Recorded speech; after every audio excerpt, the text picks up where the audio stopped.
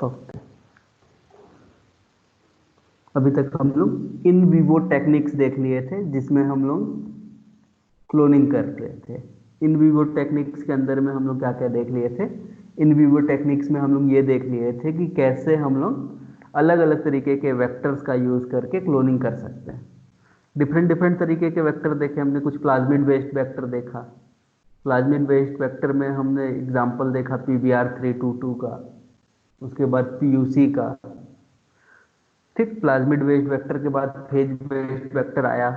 Phase based vector में हम लोग सबसे पहले तो लैम्डा फेज का एग्जांपल देख लिए। उसके बाद लैम्डा फेज के बाद M13 फेज का एग्जांपल देख लिए थे। फिर कॉस्मिड देख लिए थे, फेजमिड देख लिए थे। तो अलग अलग तरीके का जो हमारा वायरस होता है उसको भी हम लोग एज ए वेक्टर यूज कर सकते हैं। कॉस्मिड और फेजमिड में अंतर समझ में आ गया होगा कि कॉस्मिड में प्लाज्मिड के साथ कॉस साइट पाया जाता है और फेजमिड ऐसा वेक्टर होता है जिसमें दोनों की प्रॉपर्टी होती है। प्लाज्मिड का प्रॉपर्टी भी होता है और फेज का प्रॉपर्टी भी होता है। उसके बाद PAC, BAC, YAC, ये सब चीज हम लोग देख लिए थे। एक चीज देखे थे कि नहीं,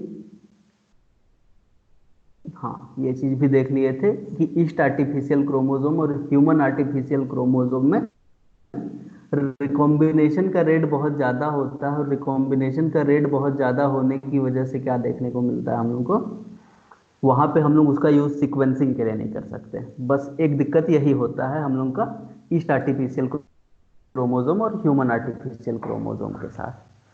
अब ये तो इन विवो टेक्निक था। इन विवो टेक्निक के लिए हम लोग को जरूरत होती थी कि हम लोग क्या करें, हम लोग किसी एक ऑर्गेनिज्म को होस्ट बनाएं। होस्ट बनाने का फायदा ये होता था कि उस ऑर्गेनिज्म के अंदर क्लोनिंग का मशीनरी हमको फ्री में मिल जाता था। कैसे फ्री में मिल जाता था? मान लो तुमने प्लाज्मिड लिया और प्लाज्मिड को ट्रांसफॉर्म कर दिया बैक्टीरिया के अंदर, तो बैक्टीरिया DNA पॉलीमरेज बना ही रहा है। रेप्लिकेशन के लिए जितना प्रोटीन्स और जितने फैक्टर्स चाहिए वो बना ही रहा है। तो ये सब चीज हमको क्या हो जाता है, फ्री में मिल जाता है। तो फ्री में मिलने के बाद हम लोग उसी बैक्टीरिया का यूज करके इन विवो क्लोनिंग कर सकते हैं। लेकिन इन विवो क्लोनिंग के साथ एक दिक्कत है। क्या दिक्कत है?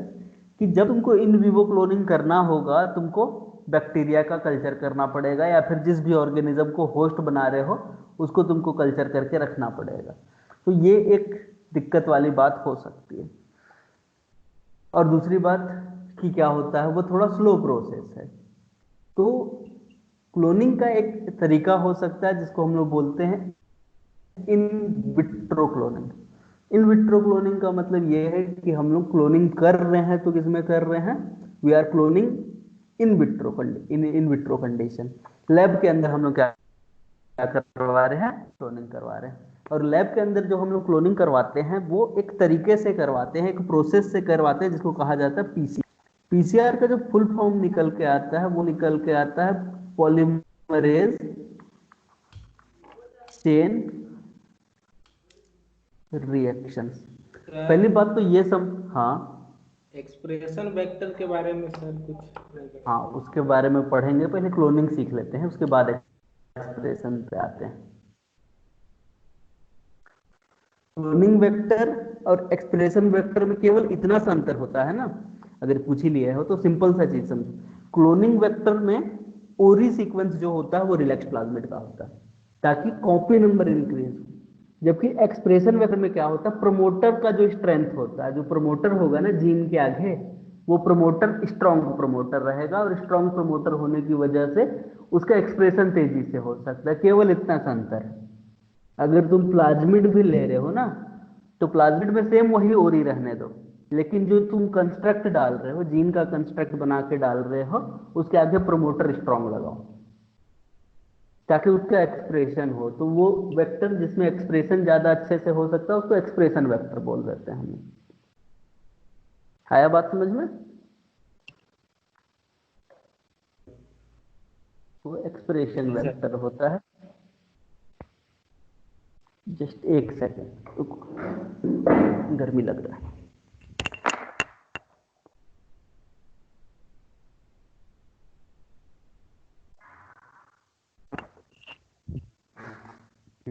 चलो, तो ये हो गया तुम लोगों का एक्सप्रेशन वेक्टर के बारे में। अब हम लोग इन विट्रो क्लोनिंग का तरीका सीख रहे हैं, जिसके लिए हम लोग यूज कर रहे हैं पीसीआर, जिसका फुल फॉर्म निकल के आता है पॉलीमरेज चेन रिएक्शन।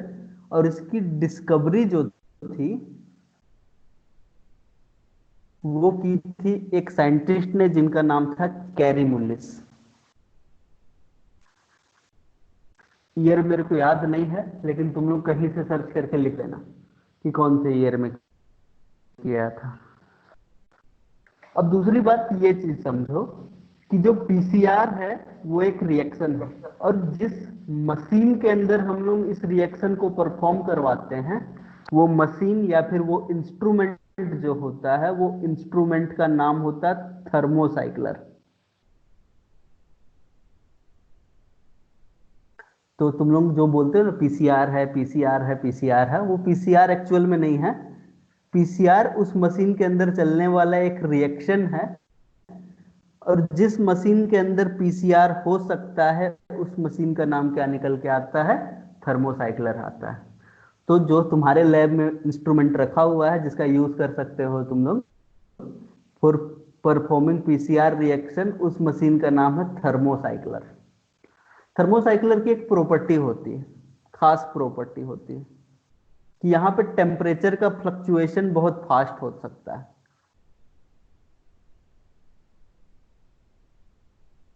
क्या हो सकता है? टेम्परेचर का फ्लक्चुएशन बहुत फास्ट हो सकता है। अभी के टाइम पे तुम्हारा रिएक्शन 30 पे है, तुम अगले सेकंड के अंदर इस रिएक्शन को 90 डिग्री पे पहुंचा सकते हो, फिर जस्ट उसके अगले सेकंड के अंदर रिएक्शन को 60 डिग्री पे पहुंचा सकते हो, फिर 110 पे पहुंचा सकते हो। ज्यादा टाइम वेस्ट नहीं होता है। तो थर्मोसाइक्लर के अंदर टेम्परेचर का फ्लक्चुएशन जो होता है वो फास्ट हो सकता है, इसीलिए इसका नाम ही रख दिया थर्मोसाइक्लर। ठीक।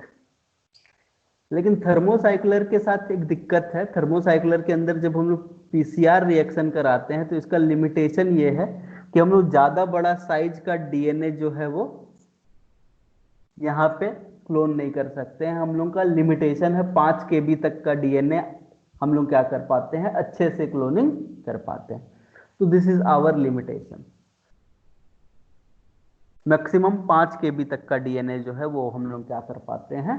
यहाँ पे क्लोन कर पाते हैं। कैसे करते हैं? तो कुछ स्टेप्स होते हैं, और उन स्टेप्स को अगर तुम फॉलो करोगे तो तुम क्या कर सकते हो? पीसीआर रिएक्शन को परफॉर्म कर सकते हो। कौन कौन से स्टेप्स होते हैं? पहला स्टेप होता है डीनेचुरेशन। डीनेचुरेशन के बाद नेक्स्ट स्टेप होता है जिसको कहा जाता है प्राइमर एनेलिंग।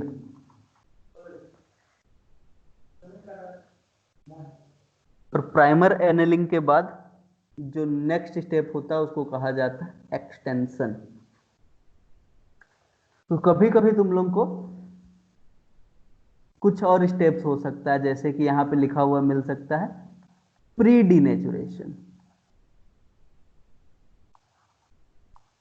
और कहीं पे लिखा हुआ मिल सकता है फाइनल एक्सटेंशन। तो मैं तुम लोग को इसके बारे में भी समझा दूंगा कि ये प्री डीनेचुरेशन किसको बोलते हैं हम लोग, और ये फाइनल एक्सटेंशन किसको बोलते हैं हम लोग। लेकिन मेन जो स्टेप्स हैं वो हमारे 3 ही हैं। कौन कौन सा? एक तो डीनेचुरेशन, प्राइमर एनेलिंग, एक्सटेंशन। अब डीनेचुरेशन कौन से टेम्परेचर पे किया जाता है? तो डीनेचुरेशन किया जाता है 90 डिग्री सेंटीग्रेड के आसपास। डिपेंड करता है, देखो 90 डिग्री हम लोग लेते हैं, लेकिन अगर डीएनए में जीसी कंटेंट ज्यादा है तो हम लोग को और ज्यादा टेम्परेचर लेना पड़ सकता है। लेकिन 90 डिग्री पे most of the DNA denature हो जाता है। कितना टाइम के लिए? ओनली 0.5 मिनट, मतलब 30 सेकेंड के लिए। फिर एनेलिंग करवाते हैं। एनेलिंग का टेम्परेचर जो है ना वो तुम कभी भी फिक्स नहीं कर सकते, क्योंकि ये डिपेंड कर रहा होता है प्राइमर के ऊपर। प्राइमर किस तरीके का है उतना इसका क्या होगा? एनेलिंग का टेम्परेचर होगा। ठीक। उसके बाद एक्सटेंशन जो होता है वो एक्सटेंशन होता है 72 डिग्री सेंटीग्रेड पे 1 मिनट के लिए। और प्राइमर का एनेलिंग के लिए टाइम जो है वो 1.5 मिनट हो सकता है, या फिर डिपेंड करता है कि प्राइमर किस तरीके का है, उसके ऊपर डिपेंड करता है। तो मेनली 3 स्टेप्स हैं, डीनेचुरेशन, प्राइमर एनेलिंग और एक्सटेंशन। इस चीज को डायग्रामेटिकली समझते हैं कि किसको कहा जाता है। देखो, सबसे पहली बात तो ये समझना इंपॉर्टेंट है कि हमारा जो डीएनए होता है वो डबल स्ट्रैंडेड फॉर्म में पाया जाता है, वो भी एंटी पैरेलल नेचर का होता है। एंटी पैरेलल नेचर का मतलब अगर पहला स्ट्रैंड 5 प्राइम टू 3 प्राइम पे है तो दूसरा स्ट्रैंड 3 प्राइम टू 5 प्राइम पे हो। डीएनए के पास क्या होते हैं, न्यूक्लियोटाइड्स होते हैं, और न्यूक्लियोटाइड्स पॉलीन्यूक्लियोटाइड्स ही मिलकर डीएनए का एक स्ट्रैंड बनाता है। और ये स्ट्रैंड क्या करता है, अपने कॉम्प्लीमेंट्री बेस पेयर के साथ हाइड्रोजन बॉन्डिंग कर रहा होता है। अब कॉम्प्लीमेंट्री हाइड्रोजन बॉन्डिंग सिखाने की जरूरत तो है नहीं, क्योंकि तुम बहुत बार सुन चुके हो कि एडेनिन थाइमिन के साथ बेस पेयरिंग कर रहा होता है, और ग्वानिन जो होता है वो साइटोसिन के साथ बेस पेयरिंग कर रहा होता है। जब एडेनिन थाइमिन के साथ बेस पेयरिंग कर रहा होता है तो 2 हाइड्रोजन बॉन्ड बनते हैं, और जब ग्वानिन साइटोसिन के साथ पेयरिंग कर रहा होता है तो 3 हाइड्रोजन बॉन्ड्स का फॉर्मेशन होता है।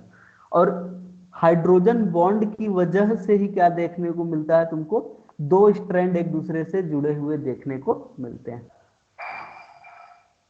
अब डीनेचुरेशन का मतलब यह है कि जैसे ही तुम क्या करोगे, डीनेचुरेशन टेम्परेचर पे लेके जाओगे।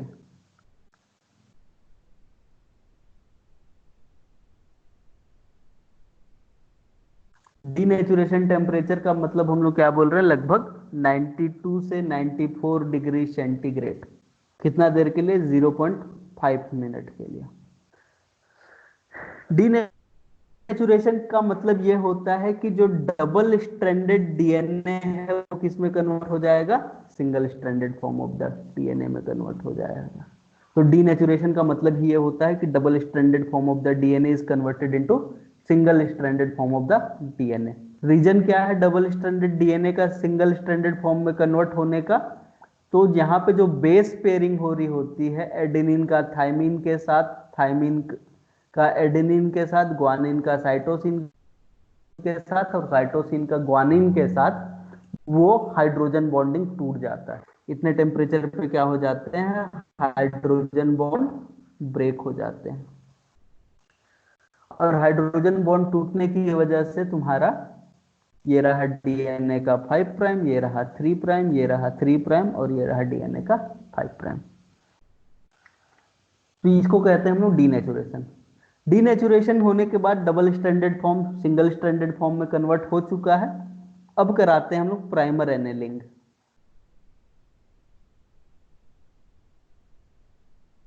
प्राइमर एनेलिंग का मतलब होता है प्राइमर जोड़ना। तो हम लोग क्या करते हैं, जैसे ही डीनेचुरेशन होता है हम लोग रिएक्शन मिक्सचर में पहले से क्या करके रखे हुए हैं, प्राइमर ऐड करके रखे हुए हैं। ये प्राइमर जो है वो क्या करेगा, तो ये प्राइमर डीएनए के 3 प्राइम से जाके जुड़ जाएगा। हमेशा याद रखना, प्राइमर जो होता है टेम्पलेट के 3 प्राइम एंड से जुड़ता है, और कई बार गेट में इससे क्वेश्चन बन जाता है। स्ट्रैंड दे दिया होता है और फिर पूछता है इसका प्राइमर का सीक्वेंस क्या होगा। तो सिंपल सी बात यही याद रखना है कि डीएनए में प्राइमर जो होता है वो 3 प्राइम से जुड़ता है।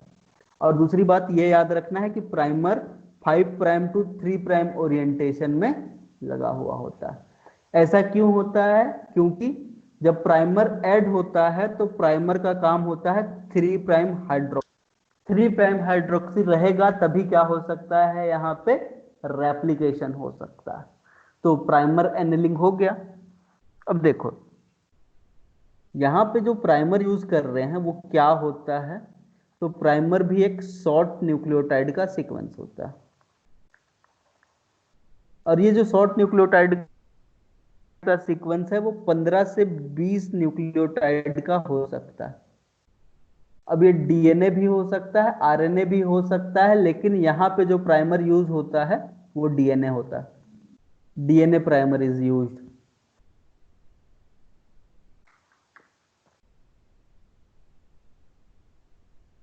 और फिर हम लोग करवाते हैं एक्सटेंशन। लेकिन एक्सटेंशन करवाने से पहले हम लोग प्राइमर के बारे में कुछ चीजें सीख लेते हैं।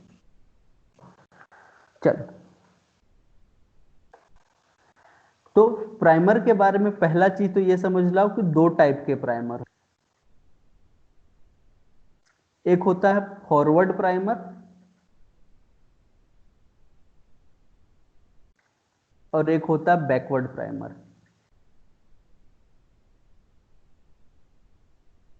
तो यहां पे ही देखो, तुम लोग को दो प्राइमर देखने को मिल रहा होगा, एक जो इस डायरेक्शन में डीएनए की सिंथेसिस करवाएगा, एक जो इस डायरेक्शन में डीएनए की सिंथेसिस करवाएगा। तो एक फॉरवर्ड डायरेक्शन में जा रहा है और दूसरा बैकवर्ड डायरेक्शन में जा रहा है। तो हम लोग के पास दो प्राइमर्स होते हैं, एक फॉरवर्ड प्राइमर होता है, एक बैकवर्ड प्राइमर होता है।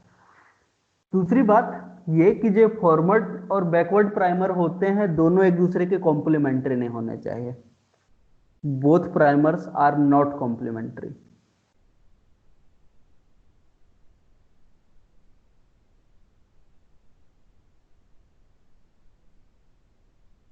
दोनों के दोनों प्राइमर जो हैं एक दूसरे के कॉम्प्लीमेंट्री नहीं होने चाहिए। तीसरी बात, इसमें रिपीटेटिव सीक्वेंस भी नहीं होने चाहिए। क्यों नहीं होना चाहिए रिपीटेटिव सीक्वेंस? क्योंकि अगर रिपीटेटिव सीक्वेंस रहेगा तो हेयर पिन लूप का फॉर्मेशन हो सकता है।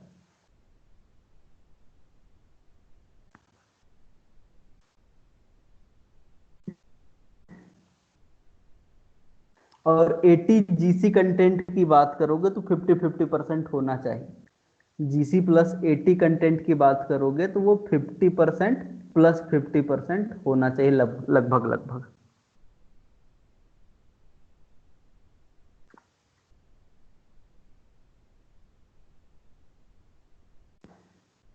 अब प्राइमर का सीक्वेंस कैसे पता लगा सकते हो? तो अगर तुमको टारगेट डीएनए पता है तो तुम एनसीपीआई पे जाके प्राइमर ब्लास्ट कर सकते हो।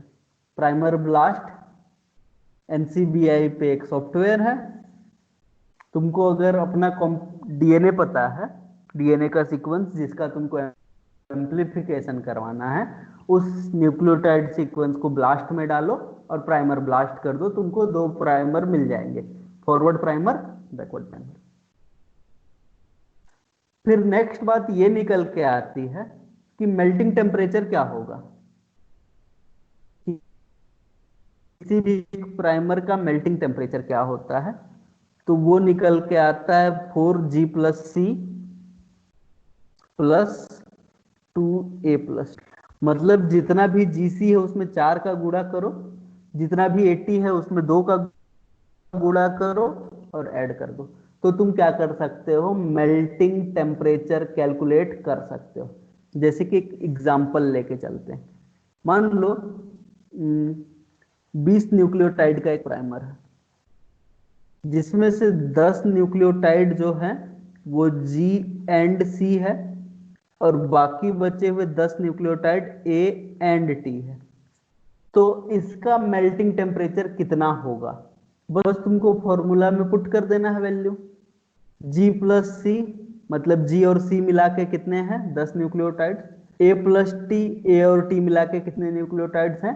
10 न्यूक्लियोटाइड है। तुम मेल्टिंग टेम्परेचर आराम से कैलकुलेट कर लोगे। तो 4 इंटू 10 प्लस 2 इंटू 10, तो ये 40 plus 20 is equals to 60 degree centigrade. जितना तुम लोग थ्योरेटिकली क्या करोगे, कैलकुलेट करोगे, उससे 2 से 3 डिग्री कम करके तुम एनेलिंग टेम्परेचर रखोगे। तो प्राइमर का एनेलिंग टेम्परेचर जो है वो क्या आएगा? 60 में से तुम क्या करो, 2 या फिर 3 घटा दो, तो या तो 57 या तो 58 डिग्री सेंटीग्रेड तुम क्या कर सकते हो? प्राइमर का एनेलिंग टेम्परेचर रख सकते हो। समझ में आ रहा है बात? तो तुम इस फॉर्मूला के थ्रू क्या कर सकते हो?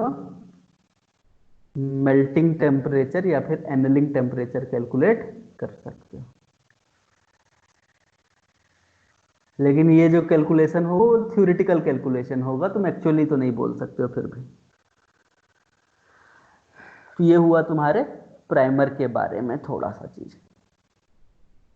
बाकी तो एनसीबीआई ब्लास्ट चलाना आता ही होगा अगर बायोइन्फॉर्मेटिक्स पढ़े हो,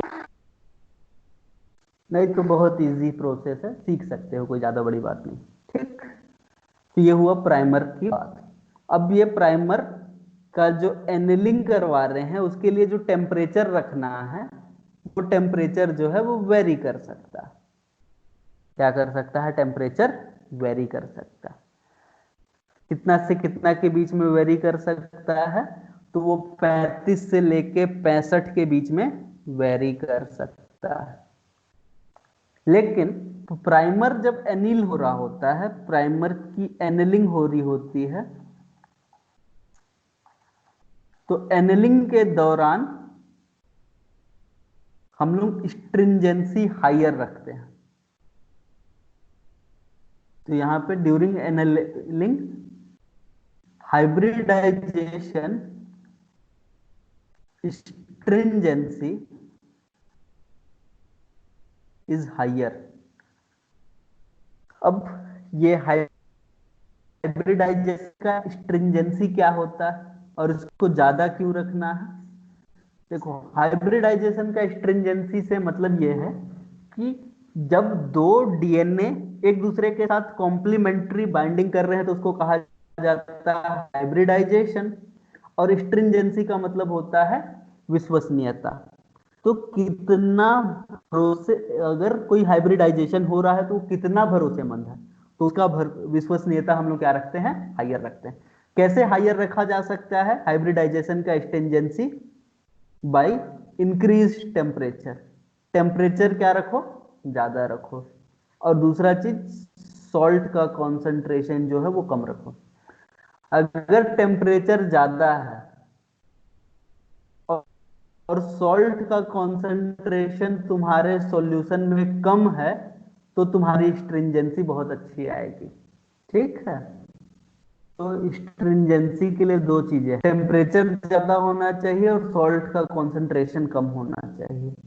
क्यों टेम्परेचर ज्यादा रखना है और सॉल्ट का कॉन्सेंट्रेशन कम रखना है? तो मान लो ये तुम्हारा टेम्पलेट में मान लो ये रहा है ATGC का सीक्वेंस, और इधर मान लेते हैं CCTG का सीक्वेंस।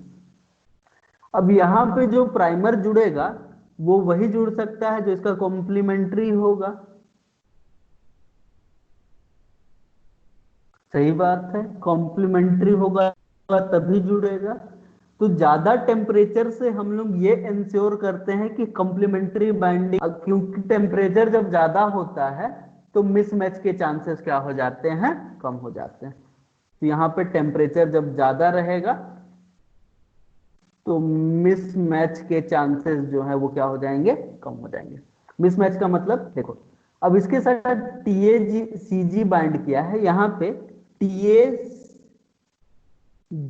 भी होता तो TA हाइड्रोजन बॉन्डिंग कर लेता और लास्ट का G जो है वो C के साथ हाइड्रोजन बॉन्डिंग कर लेता। G और G बॉन्डिंग नहीं करते, लेकिन फिर भी यहाँ पे क्या हो जाता है? इसकी बाइंडिंग हो सकती थी।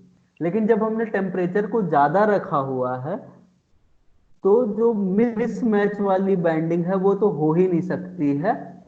मिसमैच वाली बाइंडिंग जो है वो नहीं हो पाएगी। जो परफेक्ट कॉम्प्लीमेंट्री बाइंडिंग है वही होगी, उसके अलावा और कुछ देखने को नहीं मिलेगा। तो TAGC जब तक नहीं हो तब तक यहाँ पे बाइंडिंग नहीं होगी, क्योंकि टेम्परेचर ज्यादा रखा है। दूसरी बात, हमने सॉल्ट का कॉन्सेंट्रेशन कम क्यों रखा है? सॉल्ट का कॉन्सेंट्रेशन कम रखने की वजह से क्या हो सकता है? रिपल्सन ज्यादा हो सकता है डीएनए के बैकबोन के बीच में।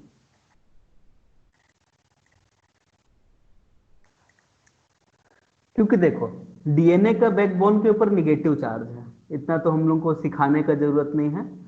इतना तुम लोगों को भी पता है कि डीएनए का बैकबोन जो होता है उसके ऊपर कौन सा चार्ज होता है? निगेटिव चार्ज होता है। अगर तुम क्या करोगे, सॉल्यूशन में सॉल्ट का कॉन्सेंट्रेशन ज्यादा रखोगे, जैसे मान लो सॉल्ट में तुम लोग सिंपल सॉल्ट ही रख दो, टेबल सॉल्ट NaCl, तो वो क्या करेगा? Na+ और Cl- में टूट जाएगा। तो ये Na जाके क्या कर जाएगा, तुम्हारे निगेटिव चार्ज को न्यूट्रलाइज कर देगा। और निगेटिव चार्ज जब न्यूट्रलाइज हो जाएगा तो दो स्ट्रैंड के बीच में जो रिपल्सन होता था वो रिपल्सन कम हो जाएगा। और रिपल्सन कम होने का मतलब है कि गलत स्ट्रैंड एक दूसरे के साथ हाइड्रोजन बॉन्डिंग कर सकते हैं। तो उससे बचने के लिए हम लोग क्या करते हैं, सॉल्ट का कॉन्सेंट्रेशन कम रखते हैं। जब सॉल्ट का कॉन्सेंट्रेशन कम होता है तो दो स्ट्रैंड के बीच में रिपल्सन ज्यादा होता है। और जब रिपल्सन ज्यादा होता है तो वही स्ट्रैंड जो 100% कॉम्प्लीमेंट्री है वही यहाँ पे आके बाइंड कर सकते हैं और कोई दूसरा यहाँ पे आके बाइंड नहीं कर सकता। समझ में आया? तो दो चीजें इंपॉर्टेंट है, टेम्परेचर ज्यादा रखो ताकि मिसमैच कम हो, दूसरा सॉल्ट का कॉन्सेंट्रेशन ज्यादा रखो ताकि रिपल्सन हो दो स्ट्रैंड्स के बीच में, और रिपल्सन के कारण वही स्ट्रैंड बाइंड कर सकता है जो 100% कॉम्प्लीमेंट्री है, नहीं तो बाइंडिंग नहीं होगी। तो अब प्राइमर एनेलिंग करवा लिए हम लोग स्ट्रिंजेंसी हाई रख के। अब हम लोग को क्या कराना है, अब हम लोग को करवाना है एक्सटेंशन। अब आते हैं हम लोग एक्सटेंशन। हाँ, यहाँ पे 60 माइनस 2 3 कर रहे हैं तो 57 50 कैसे आ रहा है डिग्री? 58 आ रहा है, 58 लिखा हूं मैं इसको थोड़ा सा ऐसे। ठीक सर।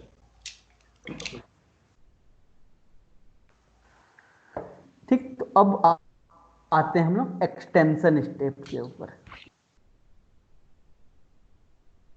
एक्सटेंशन स्टेप में क्या होता है, तो एक्सटेंशन स्टेप में हमको पता है ये रहा डीएनए का backbone 5 prime to 3 prime, 3 prime to 5 prime. हमको पता चल चुका है कि प्राइमर जो होता है वो 3 प्राइम के ऊपर ऐड होता है और 3 प्राइम हाइड्रोक्सी फ्री छोड़ देता है। और अब हम लोग क्या करेंगे, 72 डिग्री सेंटीग्रेड पे एक्सटेंशन कराएंगे। अब 72 डिग्री सेंटीग्रेड पे ही क्यों करवाएंगे, क्योंकि यहां पे हम लोग क्या कर सकते हैं, कुछ डीएनए पॉलीमरेज को यूज कर सकते हैं।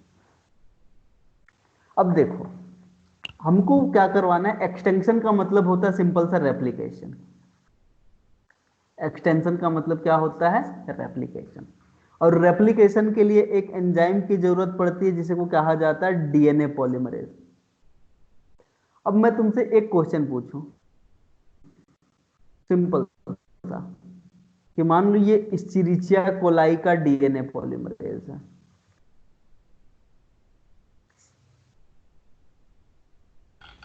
क्या हम लोग इस्चेरिचिया कोलाई के डीएनए पॉलीमरेज को जब हम लोग क्या कर रहे थे, डीनेचुरेशन कर रहे थे, क्या कर रहे थे, इस्चेरिचिया कोलाई का डीएनए पॉलीमरेज ले रहे हैं और डीनेचुरेशन कर रहे हैं।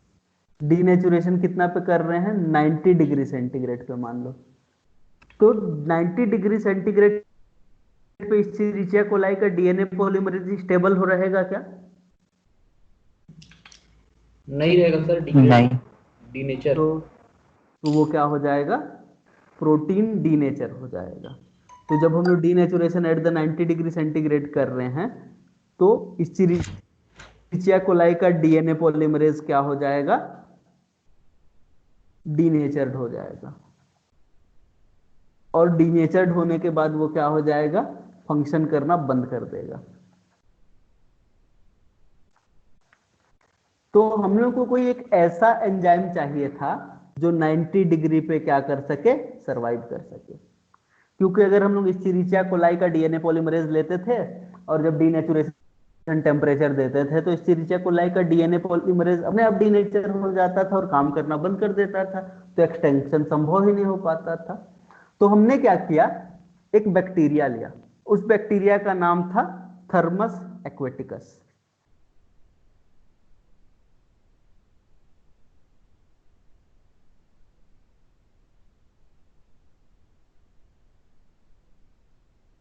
Thermus aquaticus. अब ये जो थर्मस एक्वेटिकस होता है ना, ये थर्मोफिलिक बैक्टीरिया है। थर्मोफिलिक बैक्टीरिया का मतलब ऐसा बैक्टीरिया जो प्रेजेंट होता है in the hot springs. Hot spring में टेम्परेचर पहले ही ज्यादा हो, तो ये जो थर्मस एक्वेटिकस का डीएनए पॉलीमरेज होता है जिसको कहा जाता है टेक डीएनए पॉलीमरेज। टेक क्यों? थर्मस का टी लिए और एक्वेटिकस का ए क्यू लिए, तो तुमको क्या मिल गया? टेक डीएनए पॉलीमरेज मिल गया। अब ये जो टेक डीएनए पॉलीमरेज जो होता है वो क्या कर सकता? इट कैन सस्टेन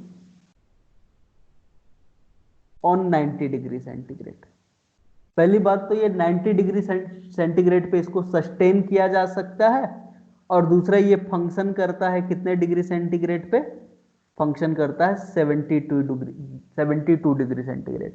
इसीलिए जब एक्सटेंशन हम लोग करवा रहे हैं तो एक्सटेंशन 72 डिग्री सेंटीग्रेड पे किया जाता है, और यहाँ पे जो डीएनए पॉलीमरेज लिया जाता है वो डीएनए पॉलीमरेज किसका डीएनए पॉलीमरेज होता है?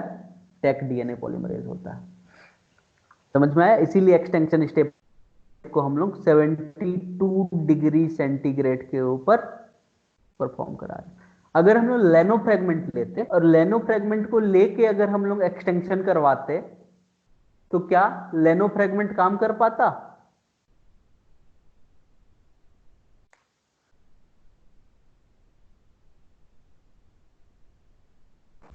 सर वो भी तो नहीं कर पाता। वो भी नहीं कर पाता, और उसका रीजन सिंपल सा है हम लोग का कि वो डीनेचर हो जाएगा 90 डिग्री सेंटीग्रेड पे। अब Taq DNA polymerase 90 degree centigrade पे तो आराम से फंक्शन कर सकता है, सॉरी 90 डिग्री सेंटीग्रेड तक का टेम्परेचर आराम से सह सकता है, और फंक्शन कितना पे करता है? 72 डिग्री सेंटीग्रेड पे। तो 72 डिग्री सेंटीग्रेड पे इसके पास 5 prime to 3 prime polymerase activity पाई जाती है, और उस पॉलीमरेज एक्टिविटी का यूज करते हुए वो क्या कर पाएगा? डीएनए को 3 प्राइम के तरफ इलोंगेट करता जाएगा। इसी स्टेप को कहा जाता है एक्सटेंशन। समझ में आया? लेकिन एक दिक्कत है हम लोगों का, इसके पास प्रूफ रीडिंग एक्टिविटी नहीं पाई जाती।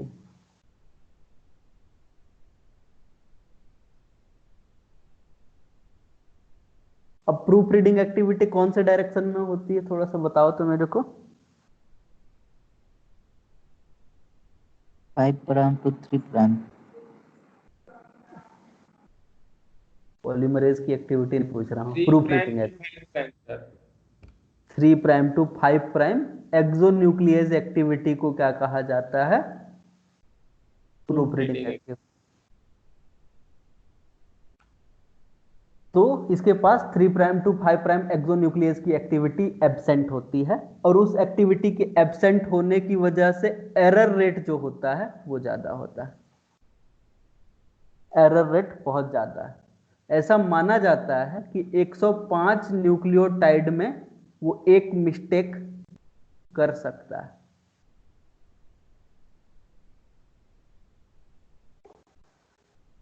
क्योंकि इसके पास एक्सोन्यूक्लियस एक्टिविटी है ही नहीं। ये दिक्कत है तुम्हारे टेक डीएनए पॉलीमरेज के साथ। और टेक डीएनए पॉलीमरेज के साथ जब तुम काम करोगे तो तुम ज्यादा बड़ा डीएनए को जब क्या करने की कोशिश करोगे? एम्पलीफाई करवाने की कोशिश करोगे, उसका कॉपी नंबर इंक्रीज करने की कोशिश करोगे, तो एरर रेट जो है वो ज्यादा आएगा।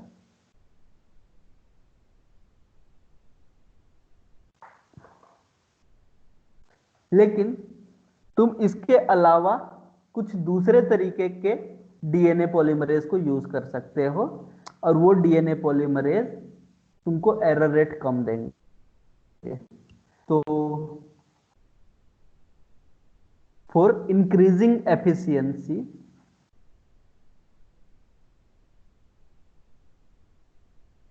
वी कैन यूज एक डीएनए पॉलीमरेज जिसको कहा जा रहा है PFU, इसको यूज कर सकते हैं। दूसरा जो होता है उसको कहा जाता है वेंट, या फिर इसी को कहा जाता है TLI, इसको भी यूज कर सकते हैं। या फिर हम लोग क्या यूज कर सकते हैं, PWO को यूज कर सकते हैं, या फिर TTH को यूज कर सकते हैं। अब ये जो चारों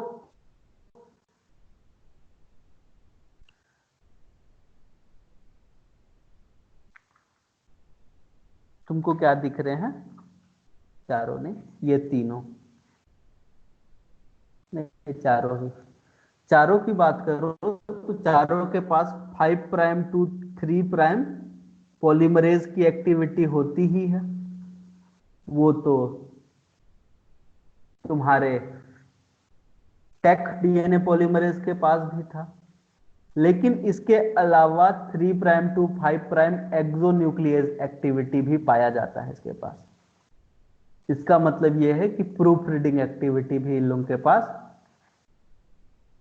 पाई जाती है। और जब प्रूफ रीडिंग एक्टिविटी पाई जाती है तो यहां पे क्या हो सकता है, सिंपल सा बात ये हो सकता है कि ये लोग एफिशिएंसी इंक्रीज करवा देंगे। अब ये पीएफयू क्या है, तो Pfu is also a DNA polymerase which is isolated from Pyrococcus furiosus. Pyrococcus furiosus से हमने क्या किया है, पीएफयू को आइसोलेट किया। टीएलआई को हमने आइसोलेट किया है थर्मोकोकस लिटोरेलिस से। पीडब्ल्यूओ को हमने आइसोलेट किया है पायरोकोकस वैसी से, ये ई है ना, WOESI, पायरोकोकस वोइसी से। और ये जो TTH जो है इसको हमने आइसोलेट किया है थर्मस थर्मोफिलस से। और ये TTH के बारे में जानने लायक बात क्या है, एक इंपॉर्टेंट बात यह है कि TTH is a reverse transcriptase. पता है ना रिवर्स ट्रांसक्रिप्टेज क्या होता है, तो वो आरएनए प्राइमर को यूज करके डीएनए की सिंथेसिस करा सकता है। तो PCR machine PCR reaction perform कर रहे हैं, और वो पीसीआर जिसको रिवर्स ट्रांसक्रिप्टेज पीसीआर कहा जाता है, उस पीसीआर में जो रिवर्स ट्रांसक्रिप्टेज यूज होता है वो कौन सा होता है, टीटीएच यूज होता है, जो कि थर्मस थर्मोफिलस से क्या किया गया है, आइसोलेट किया गया। तो अब ये 3 स्टेप समझ में आ गया। एक है हमारा डीनेचुरेशन, एक है हमारा प्राइमर एलिंग, और एक है एक्सटेंशन। तो देखो सब स्टेप को हम लोग क्या करते हैं, एक बार फिर से लिख लेते हैं। पहला स्टेप डीनेचुरेशन, कितने टेम्परेचर पे, 90 डिग्री सेंटीग्रेड 30 सेकेंड। सर एक बार थोड़ा सा ऊपर करिएगा स्लाइड। ठीक है,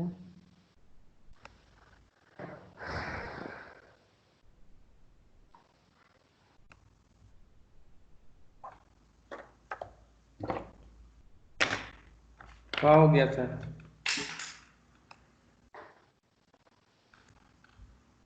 सर जो आरटीपीसीआर होता है उसमें इसी का यूज किया जाता है। हाँ, जो आरटीपीसीआर होता है, QRT-PCR नहीं, RT-PCR ओनली। पढ़ेंगे हम लोग, अभी पीसीआर के वेरिएंट्स भी पढ़ेंगे।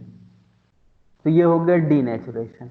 डीनेचुरेशन के बाद क्या होता है, तो डीनेचुरेशन के बाद दोनों स्ट्रैंड एक दूसरे के साथ अलग अलग हो जाते हैं साथ होने के बाद। तो दूसरा स्टेप हम लोग परफॉर्म करते हैं जिसको कहा जाता है प्राइमर एनेलिंग। अब ये प्राइमर एनेलिंग का टेम्परेचर जो है वो डिपेंड करता है कि प्राइमर का सीक्वेंस क्या है उसके ऊपर। और ये प्राइमर जब एक बार एनिल हो जाएगा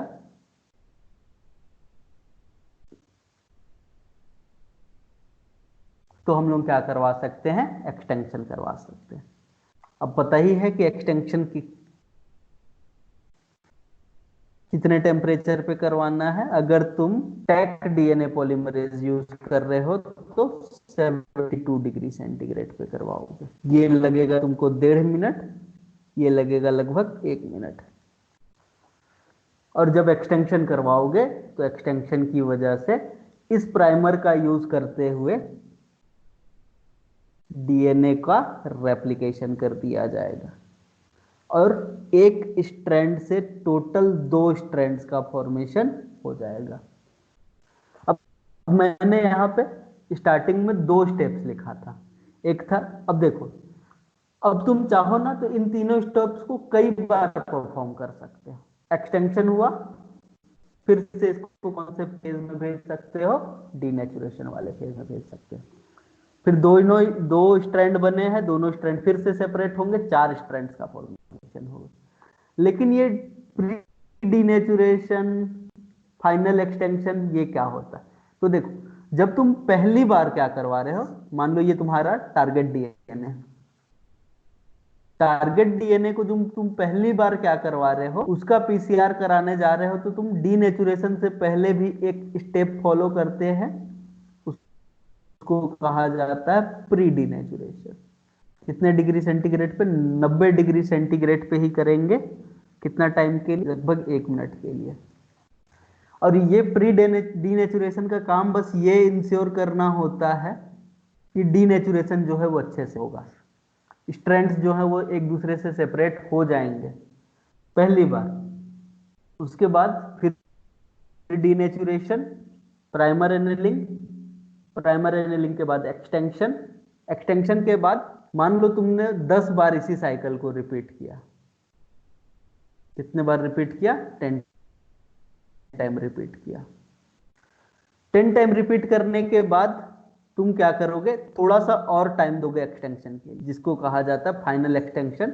और फाइनल एक्सटेंशन का काम ये इंश्योर करना होता है कि सभी डीएनए जो है उनका एक्सटेंशन कंप्लीट हो जाए।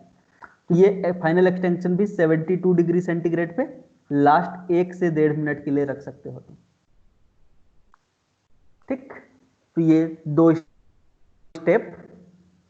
पहली बार जब डीनेचुरेशन कर रहे हो तो प्री डीनेचुरेशन कर लो, ताकि ये इंश्योर हो जाए कि सब स्ट्रैंड सेपरेट हो। और लास्ट साइकिल जब हो गया तो उसके बाद ये इंश्योर कर लो कि सबका रेप्लिकेशन कंप्लीट हो गया है फाइनल एक्सटेंशन से। समझ में आया? तो ये हुआ पहला बात। दूसरा बात ये उठता है कि अगर हम लोग क्या कर रहे हैं, रेप्लिकेशन कर रहे हैं, तो कितने साइकिल के बाद कितनी कॉपी बन जाएगी? मान लो इनिशियली तुम्हारे पास एक डीएनए का स्ट्रैंड था, तो एक साइकिल के बाद एक बार डीनेचुरेशन, एनलिंग और एक्सटेंशन करवाओगे तो कितनी कॉपी हो जाएगी? 2 कॉपी हो जाएगी। सेकेंड साइकिल स्टार्ट करोगे तो 2 कॉपी की कितनी कॉपी बन जानी है? 4 कॉपी। थर्ड साइकिल स्टार्ट करोगे तो 4 कॉपी से कितनी कॉपी बन जानी है? 8 कॉपी। फोर्थ साइकिल स्टार्ट करोगे तो 8 कॉपी से 16 कॉपी। मतलब यहां पे जो इंक्रीज होता है वो एक्सपोनेंशियल होता है।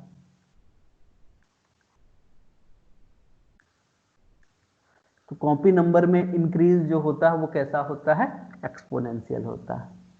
तो कभी कभी तुमसे क्वेश्चन पूछ लिया जाता है कि कितने डीएनए के सेगमेंट्स बनेंगे, तो उसके लिए तुम एक फॉर्मूला यूज कर सकते हो या फिर ऐसे भी कर सकते हो, तुम्हारे ऊपर डिपेंड करता है जो करना चाहो।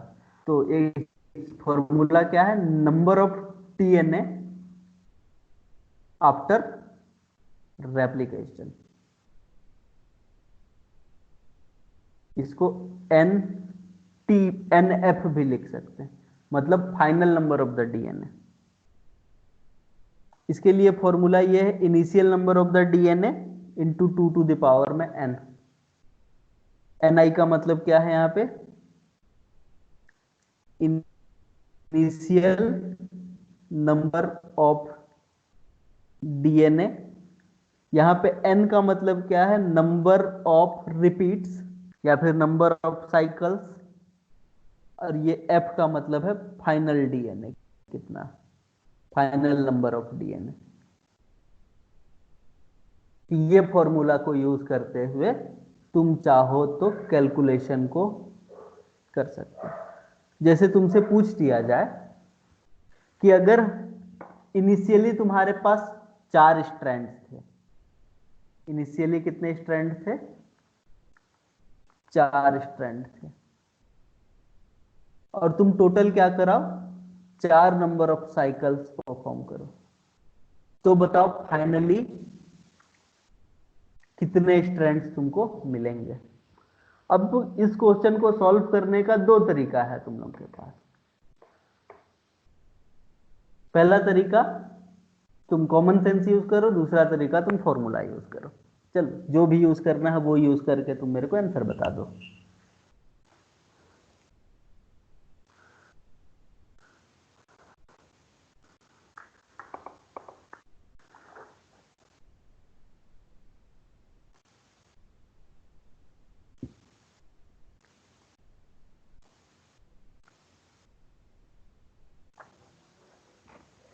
सर 64 होगा।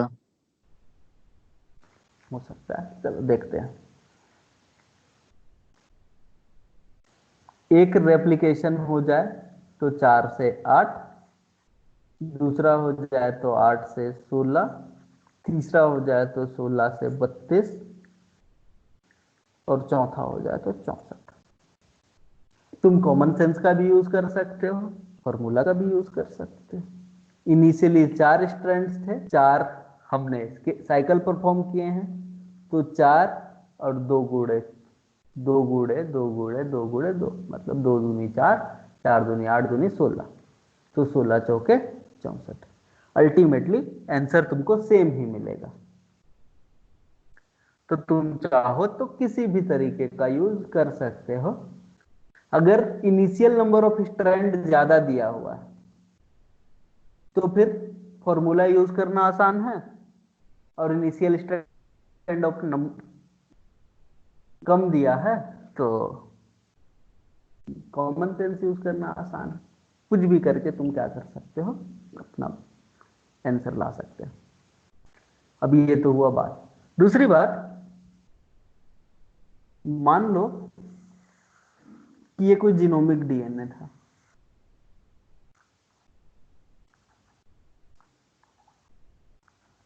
और ये तुम्हारा टारगेट साइट है,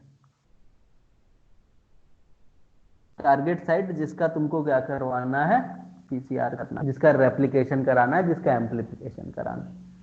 तो क्वेश्चन ये उठता है कि कितने राउंड ऑफ रेप्लिकेशन के बाद टारगेट साइट का एम्प्लीफिकेशन स्टार्ट हो जाएगा।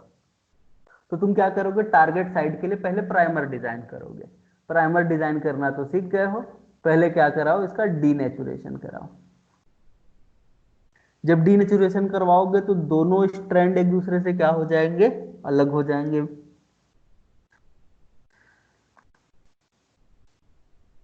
ये पूरा जीनोमिक डीएनए एक दूसरे से क्या हो गया, अलग हो गया।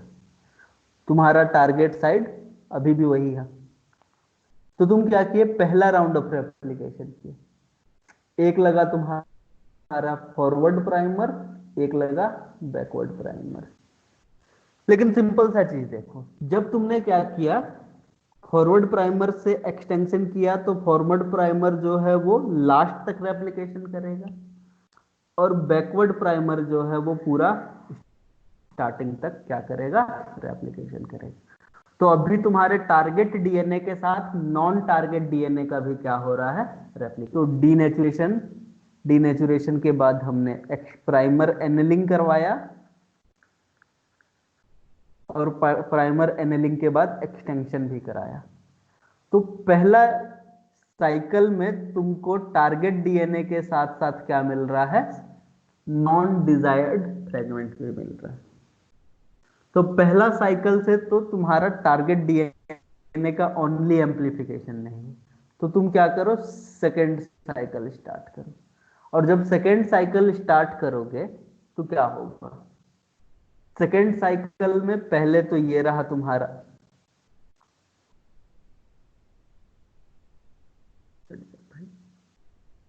जीनोमिक डीएनए आइसोलेट होगा और नीचे जो नया सीक्वेंस बना है वो क्या हो जाएगा, सेपरेट हो जाएगा।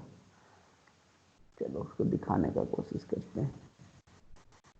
ये जीनोमिक डीएनए सेपरेट हुआ, ये भी जीनोमिक डीएनए सेपरेट हुआ। इसमें ये है टारगेट साइट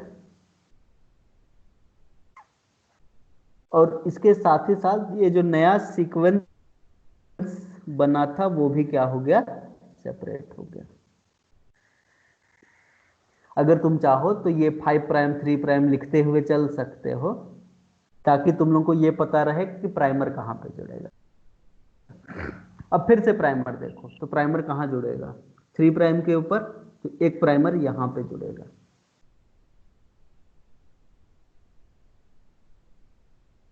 और दूसरा प्राइमर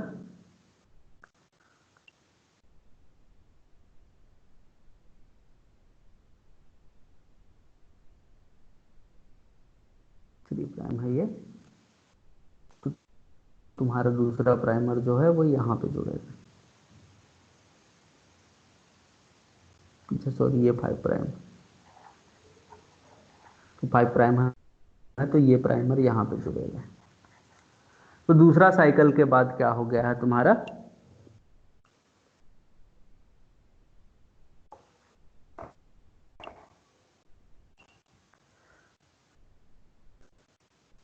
चार स्ट्रैंड बन जाएंगे। 4 स्ट्रैंड में भी अभी देखो, अच्छा सॉरी, एक प्राइमर यहां पे भी जुड़ेगा और एक यहां पे भी जुड़ेगा। तो 4 स्ट्रैंड में अब देखो, 4 स्ट्रैंड में पहला वाला जो पेरेंट स्ट्रैंड था, पेरेंट स्ट्रैंड से होते हुए क्या हो जाएगा, तुमको एक सीक्वेंस मिलेगा जो कि टारगेट डीएनए को अभी भी एम्पलीफाई कर रहा है। एक ये सीक्वेंस मिलेगा, एक ये सीक्वेंस मिलेगा और एक ये सीक्वेंस मिलेगा। अब देखो 2 राउंड ऑफ क्या हो चुका है, रेप्लिकेशन हो चुका है और तुमको 4 स्ट्रैंड मिल गए। पहला स्ट्रैंड ये है, दूसरा स्ट्रैंड ये है, तीसरा स्ट्रैंड ये है, चौथा स्ट्रैंड ये है। चारों में से कोई भी तुम्हारा स्ट्रैंड ऐसा है क्या जिसके पास तुम्हारे डिजायर्ड के अलावा और कोई सीक्वेंस है? तो चारों के चारों स्ट्रैंड्स ऐसे हैं जिसमें तुम्हारे डिजायर्ड के साथ नॉन डिजायर्ड सीक्वेंस भी है। मतलब 2 राउंड ऑफ रेप्लिकेशन के बाद भी तुमको अभी तक तुम्हारे डिजायर्ड का एम्पलीफिकेशन नहीं मिला। लेकिन तुम क्या करो, 2 राउंड से फिर थर्ड राउंड स्टार्ट करो। जब थर्ड राउंड स्टार्ट, सर तो ये तो बन तो रहा है ना सर? ये सर जो नीचे वाला तो अभी स्ट्रैंड है तो सिंगल सर, जो सिंगल चा, 4 तो स्ट्रैंड है इसमें से, जो तीसरा नंबर का स्ट्रैंड है उसमें का प्राइमर थोड़ा सा प्राइमर सही जगह पे लगा है। अच्छा सॉरी, उल्टा लगा है, कोई बात नहीं, सुधार सकते हो। देखो ये 3 प्राइम है तो 3 प्राइम के ऊपर प्राइमर लगेगा और ये 5 प्राइम, अच्छा 3 प्राइम, तो ये 5 प्राइम होगा, 5 प्राइम से ये 3 प्राइम हो जाएगा, तो तुम्हारा प्राइमर यहाँ पे ऐड होगा। तो सर। प्राइमर ऐड प्राइमर होने ठीक का लगा सर, वो स्ट्रैंड गलत था। स्ट्रैंड का गलत था।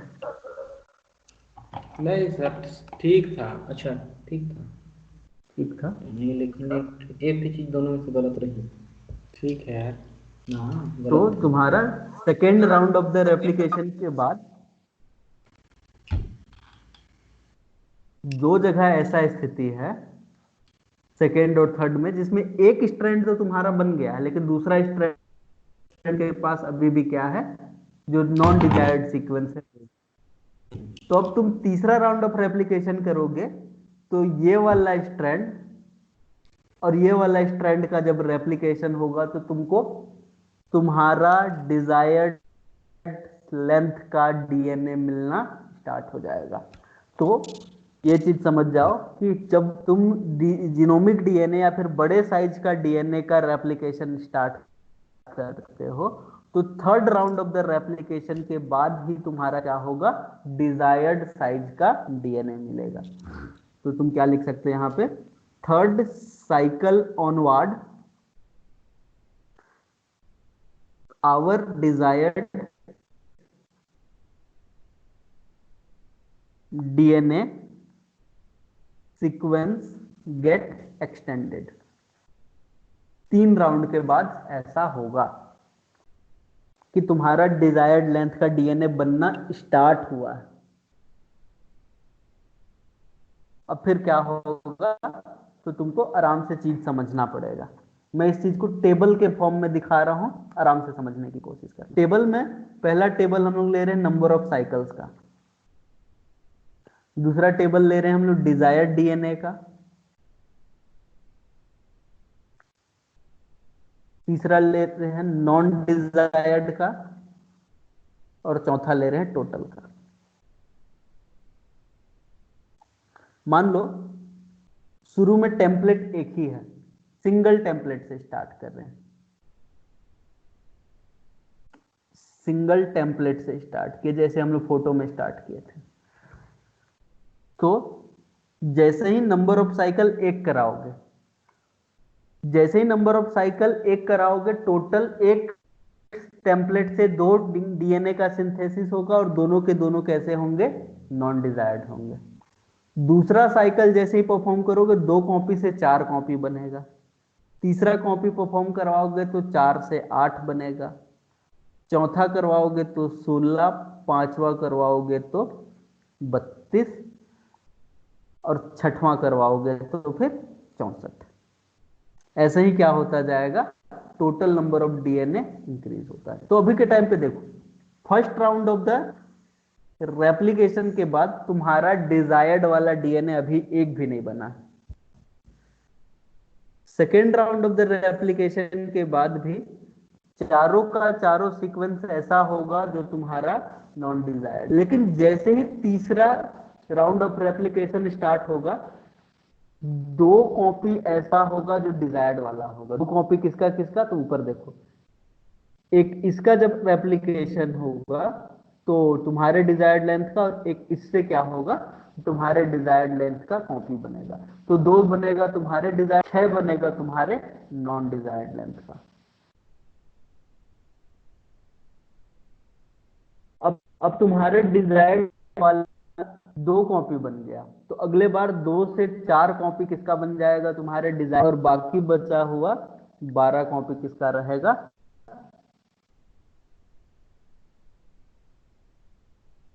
नॉन डिजायर्ड का।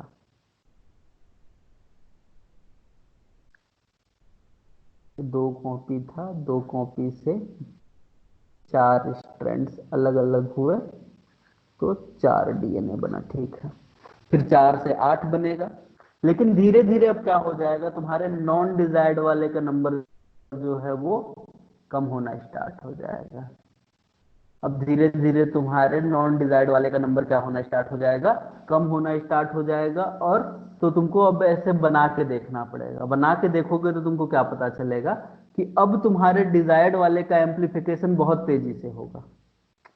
क्या हो जाएगा, डिजायर्ड वाले का एम्प्लीफिकेशन तेजी से होगा, लेकिन नॉन डिजायर्ड वाले का एम्प्लीफिकेशन स्लो हो जाएगा। तो अल्टीमेटली फिर अब क्या होगा, तुम्हारे डिजायर्ड वाले बहुत ज्यादा बनना स्टार्ट हो जाएंगे, और नॉन डिजायर्ड वाले जो है वो कम बनना स्टार्ट हो जाएंगे। और जब लास्ट में तुम रेप्लिकेशन खत्म करोगे तो तुम्हारे डिजायर्ड वाले डीएनए बहुत ज्यादा अमाउंट में तुमको मिल पाएंगे। तो इसके लिए तुमको क्या करना पड़ेगा, डायग्रामेटिकली समझना पड़ेगा चीजों को। अब उतना डायग्रामेट हम लोग यहाँ पे बना नहीं सकते, लेकिन तुम लोग चाहो तो कॉपी में बना के आराम से देख सकते हो कि 3 राउंड ऑफ द रेप्लिकेशन हुआ तो क्या होगा, 4, 5, 6 पे क्या होगा, किससे हम लोग का डिजायर्ड बनेगा, किससे नहीं बनेगा। लेकिन यहाँ पे 4 नहीं, 4 से ज्यादा ही बनेगा। 2 के बाद ये 8 हो जाएगा, और ये हो जाएगा तुम्हारा 8।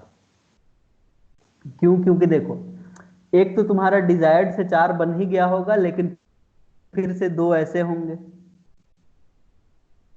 उससे फिर ऐसा बनेगा। तो ऐसे करते हुए तुम्हारा क्या हो जाएगा, डिजायर्ड वाले की लंबाई जो है, मतलब नंबर जो है वो इंक्रीज होते जाएगा। तो एक बार तुम लोग कॉपी में बना के देखना चाहोगे तो तुम बना के देखना, तुमको खुद पता चल जाएगा कि डिजायर्ड वाले तीसरा राउंड ऑफ रेप्लिकेशन के बाद इंक्रीज होना स्टार्ट हो जाएंगे।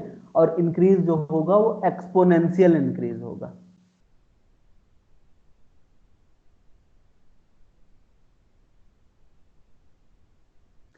तो 3 राउंड ऑफ द रेप्लिकेशन के बाद तुम्हारा एक्सपोनेंशियल इंक्रीज होना स्टार्ट हो जाएगा डिजायर्ड डीएनए का।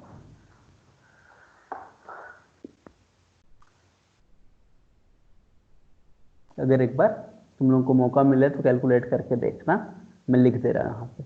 8 के बाद ये हो जाएगा 22, ये हो जाएगा 10, ये हो जाएगा 12 और ये हो जाएगा 52।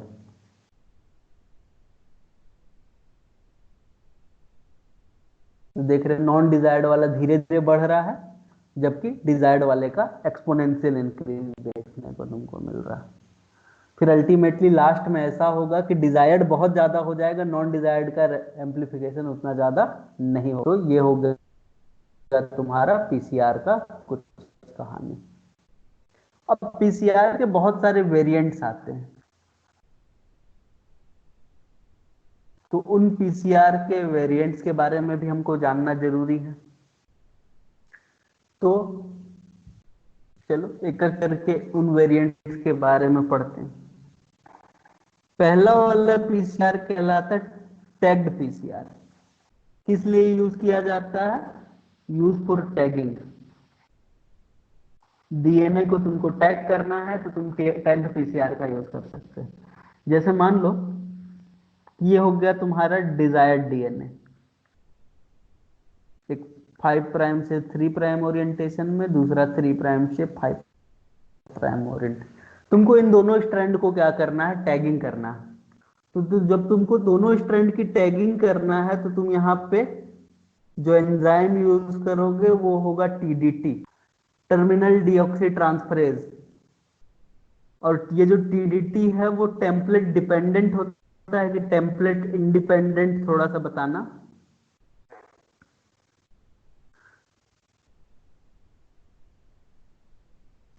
Template independent. टेम्पलेट इंडिपेंडेंट होता है क्योंकि इसको टेम्पलेट की जरूरत नहीं पड़ती। ये 3 प्राइम पे कोई भी न्यूक्लियोटाइड जोड़ सकता है बिना किसी। तो तुम क्या करो, इसको लेबल्ड वाला डीएनटीपी दे दो। लेबल्ड डीएनटीपी का मतलब जैसे फॉर एग्जांपल रेडियो लेबल्ड डीएटीपी दे दो। तो वो क्या करेगा, जो 3 प्राइम है उसके ऊपर रेडियो लेबल वाला एडेनिन को क्या करता जाएगा? ऐड करता जाएगा। अब जब 3 प्राइम पे रेडियो लेबल वाला एडेनिन जुड़ेगा तो उसकी वजह से ये जो 3 प्राइम है डीएनए का वो क्या हो जाएगा? टैग हो जाएगा। अब तुम इसको क्या कर सकते हो? आसानी से स्टडी कर सकते हो। सर लास्ट में कोई सा भी दे सकते हैं क्या? तुम चाहो तो यहाँ मतलब पे टैग के लिए। डीजीटीपी दे दो। तो डीजीटीपी दोगे तो जी जी जी जुड़ते जाएगा, कोई तुमको दे देना है यहाँ पे। जी सर। तो टैग्ड पीसीआर का मतलब टैगिंग।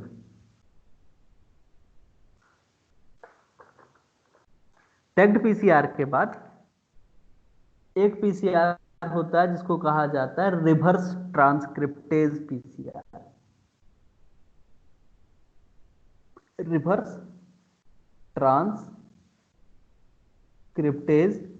पीसीआर, शॉर्ट में इसको आरटीपीसीआर लिख दिया जाता है, जो कि गलत है, लेकिन मैं फिर भी लिख रहा हूं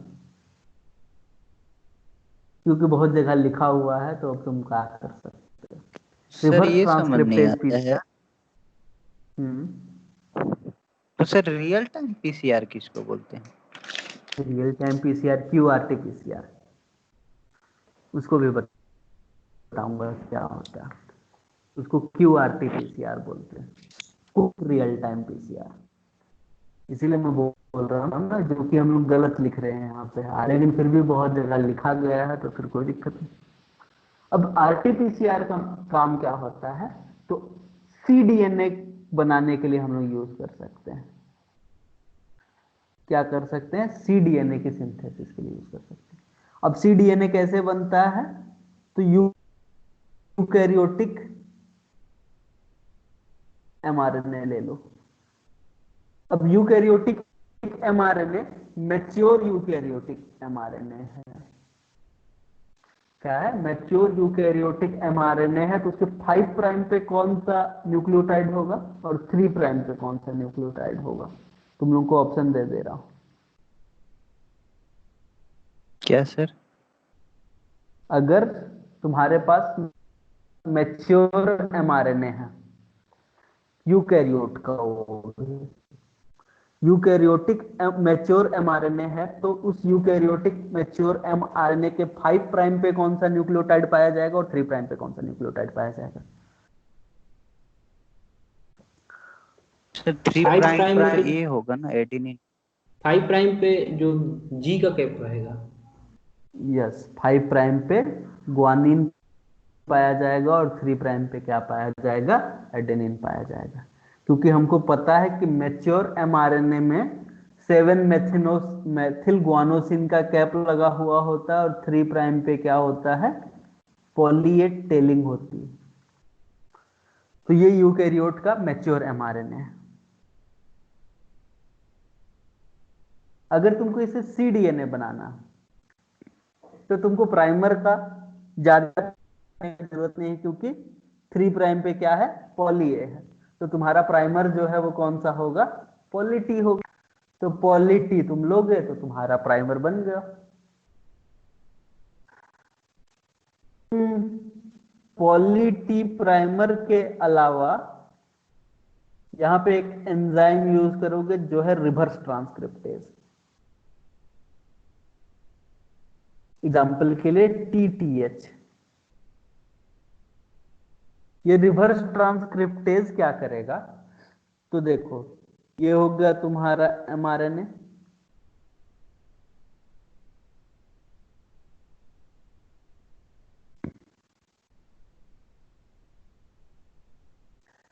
जिसमें पॉली ए टेल लगा हुआ था।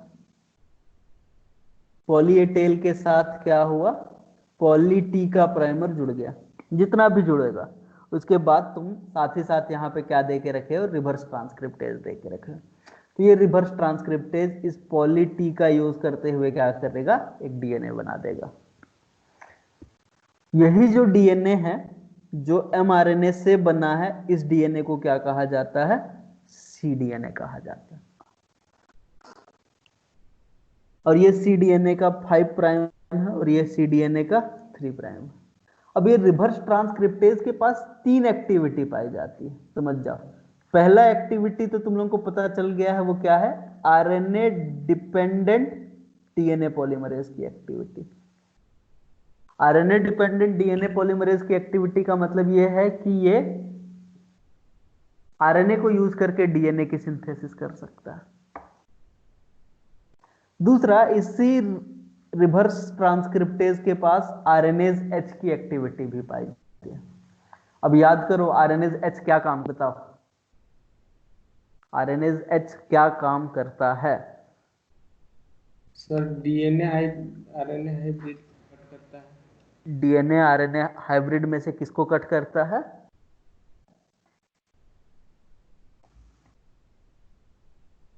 आरएनए को करेगा। आरएनए को कट करेगा। तो इसकी सेकेंड एक्टिविटी जैसे ही परफॉर्म होगी, आरएनए को क्या कर दिया जाएगा? डिग्रेड कर दिया जाएगा और बचेगा क्या? CDNA only. आरएनए डिग्रेड हो गया।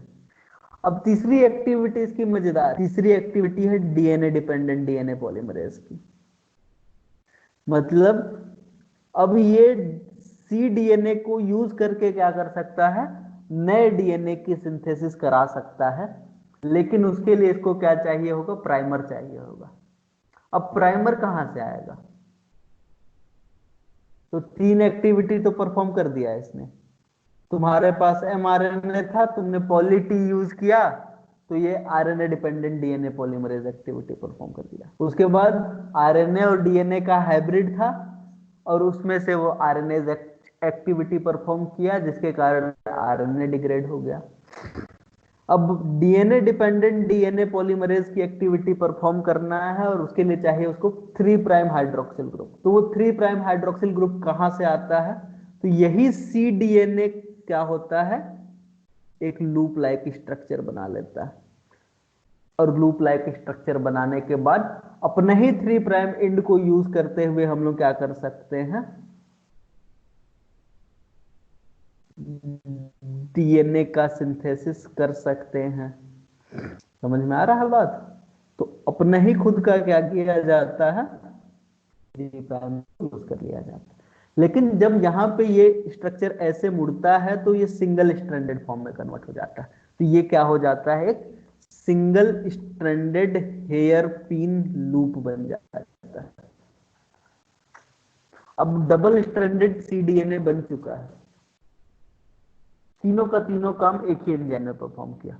लेकिन ये सिंगल स्ट्रैंडेड जो लूप है ना, वो अनस्टेबल होता है। इसको एक एंजाइम होता है जिसका नाम होता है S1 न्यूक्लियेज। याद करो, S1 न्यूक्लियेज को हमने सिंगल स्ट्रैंडेड न्यूक्लियस कहा था, जो कि single stranded hairpin loop को क्या कर देगा, कर देगा। और single stranded hairpin loop जैसे ही कट होगा,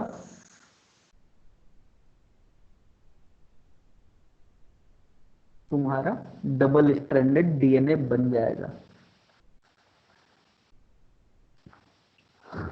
और इस तरीके से तुम्हारा रेप्लिकेशन हो जाएगा।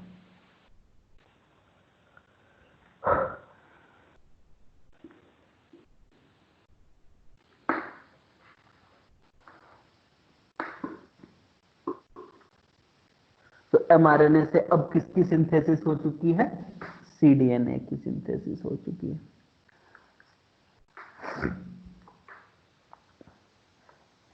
अब इस तरीके से तुम 2 काम कर सकते हो। अगर एक बार तुम्हारे पास सीडीएनए बन गया है ना, तो तुम इस सीडीएनए का यूज या तो डिटेक्शन के लिए कर सकते हो, या तो फिर सीडीएनए लाइब्रेरी बनाने के लिए कर सकते हो। अब डिटेक्शन, जैसे कि मान लो कोई आरएनए वायरस है और ये पता करना है तुमको कि आरएनए वायरस का इन्फेक्शन है कि नहीं है, तो उसके लिए तुमको क्या करना पड़ेगा, जैसे अभी तो चल रहा है एग्जाम्पल,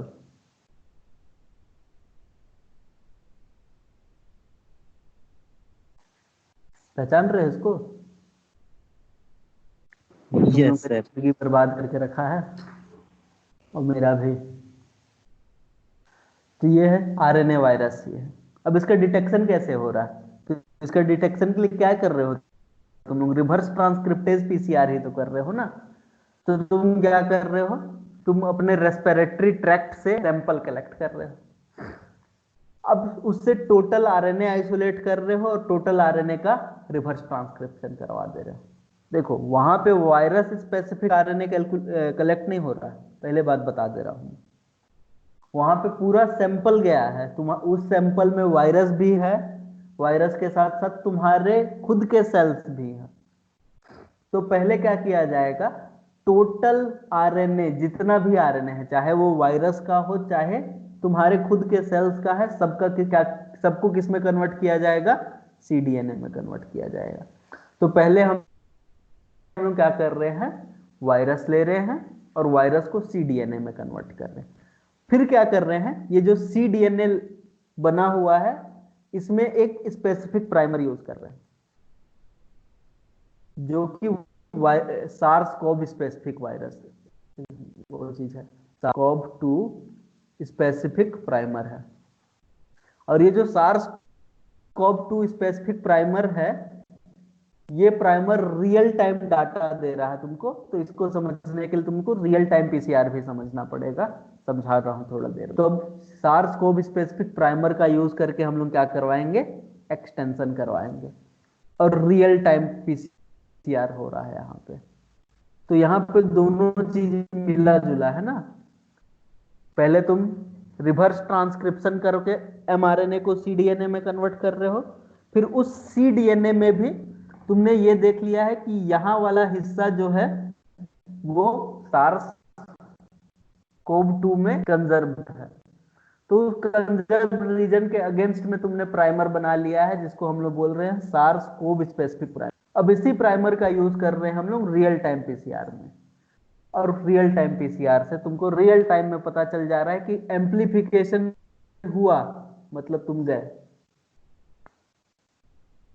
क्योंकि एम्प्लीफिकेशन तभी होगा जब सार्स कोव का एमआरएनए सीडीएनए में कन्वर्ट हुआ होगा, और जब सार्स कोव का एमआरएनए सीडीएनए में कन्वर्ट हुआ होगा तो ये SARS CoV specific primer cDNA से बाइंड करेगा और एम्प्लीफिकेशन स्टार्ट कर देगा। तो तुमको क्या अलग अलग पीसीआर करना पड़ रहा? नहीं, तुमको अलग अलग पीसीआर नहीं करना पड़ रहा, बस तुमको दो प्राइमर यूज करना पड़ रहा है। एक प्राइमर तुम्हारा पॉली वाला और दूसरा सार्स कोव स्पेसिफिक प्राइमर। और ये जो सार्स कोव स्पेसिफिक प्राइमर है पैसा इसी का है, क्योंकि इसके साथ हमने रियल टाइम पीसीआर करने के लिए कुछ चीजें ऐड की हुई है। क्योंकि पॉली यूज करके सीडीएनए का लाइब्रेरी तो कोई भी बना सकता। तो अब समझो सीडीएनए लाइब्रेरी क्या होता है। सीडीएनए लाइब्रेरी बनाने का सिंपल सा तरीका, सेल लो, सेल से कंप्लीट आरएनए को आइसोलेट कर लो, और कंप्लीट आरएनए में भी कौन सा आरएनए? एमआरएनए को आइसोलेट करो और उसका रिवर्स ट्रांसक्रिप्शन करो। तो कंप्लीट एमआरएनए किस में कन्वर्ट हो जाएगा? सीडीएनए में कन्वर्ट हो जाएगा, उसका क्लोनिंग करवा दो।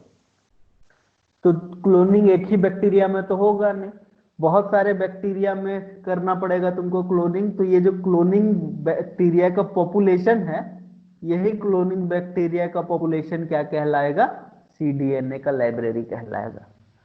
क्योंकि इसी क्लोनिंग वायरस क्लोनिंग बैक्टीरिया के पॉपुलेशन में जितने भी तुम्हारा एमआरएनए बनता है एक सेल के अंदर, उसका पूरा का पूरा सीडीएनए है, पूरा चिट्ठा कि कितने जीन जो है वो ट्रांसक्राइब हो रहे हैं। और मोस्ट प्रोबेबली जितने जीन ट्रांसक्राइब हो रहे होंगे वो प्रोटीन में कन्वर्ट हो रहे होंगे। तो तुमको अगर ये पता करना है ना कि किसी एक ऑर्गेनिज्म के अंदर कितने जीन में से कितनों जीन का एक्सप्रेशन हो, तो ये पता करने के लिए तुम सीडीएनए लाइब्रेरी बना के स्टडी कर सकते हो। अगर मान लो ह्यूमन के अंदर 25,000 जीन होते हैं, 25 के 25,000 एक साथ एक्सप्रेस नहीं हो रहे होते, किसी सेल में अलग तरीके का एक्सप्रेशन हो रहा होता है, किसी में अलग तरीके का एक्सप्रेशन हो रहा होता है। मान लो किसी एक सेल में 5,000 जीन एक्सप्रेस हो रहे हैं तो 5,000 एमआरएनए बनेंगे। 5,000 एमआरएनए का जो सीडीएनए बनेगा, तो उस 5,000 का जो सीडीएनए बना हुआ है उनको पहले तुम क्या करोगे? एक वेक्टर में इंसर्ट करवाओगे, और वेक्टर में इंसर्ट करवाने के बाद उसको बैक्टीरिया में डाल के बैक्टीरिया का सिलेक्शन कर लोगे। तो वही सिलेक्टेड बैक्टीरिया का जो पॉपुलेशन है उसी को क्या कहा जाएगा? सीडीएनए का लाइब्रेरी कहा जाएगा। तो ये रिवर्स ट्रांसक्रिप्टेज पीसीआर के थ्रू ही हो सकता है। बात में आ गया? तो दिस इज आरटीपीसीआर। आरटीपीसीआर के बाद ये भी समझ लो रियल टाइम पीसीआर कैसे कर रहे हैं। इसको शॉर्ट में क्यूआरटीपीसीआर भी कहा जाता है, क्विक रियल टाइम पीसीआर।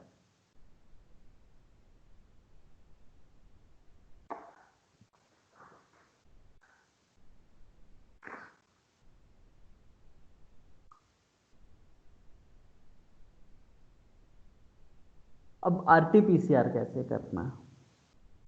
तो क्विक रियल टाइम पीसीआर को रियल टाइम पीसीआर इसलिए कहा जाता है क्योंकि इफ इट गिव डाटा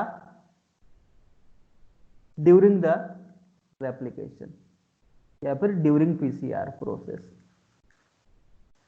तो जब पीसीआर चल रहा होता है उसी टाइम पे तुमको ये चीज पता चल जाता है कि रिएक्शन हो रहा है कि नहीं हो रहा है, इसीलिए इसको रियल टाइम पीसीआर बोलते हैं। क्योंकि देखो अब ऊपर में जो भी चीज हम लोग पढ़े, जैसे फॉर एग्जांपल तुमने क्यूआरटीपीसीआर किया, क्यूआरटी नहीं सॉरी आरटीपीसीआर किया, रिवर्स ट्रांसक्रिप्टेज पीसीआर की। तुमने एमआरएनए लिया, पॉली टी प्राइमर भी ले लिया था तुमने, रिवर्स ट्रांसक्रिप्टेज भी ले लिया था, लेकिन तुम जब एम्प्लीफिकेशन कर रहे हो तो तुमको नहीं पता चल रहा है कि वहां पे सीडीएनए बना कि नहीं बना। तुम क्या करोगे? इसके बाद यहां से सीडीएनए को आइसोलेट करके इलेक्ट्रोफोरोसिस करवाओगे, तब जाके तुमको पता चलेगा कि हाँ सीडीएनए बना है।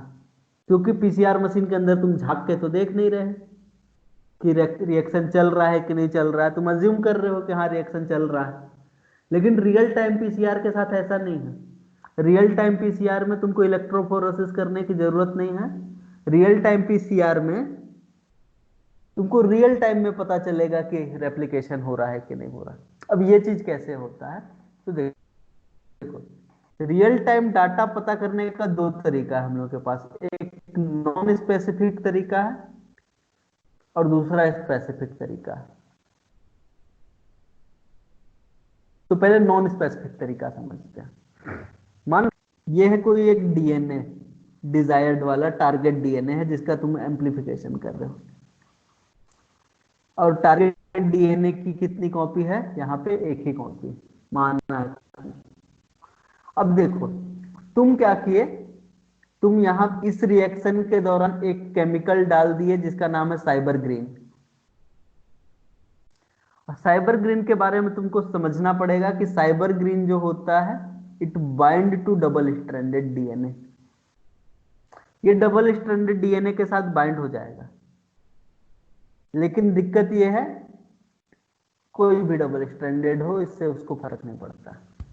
एनी डबल स्ट्रैंडेड डीएनए के साथ जाके ये इंटरकैलेट हो जाएगा, क्योंकि ये क्या है, इंटरकैलेटिंग एजेंट है।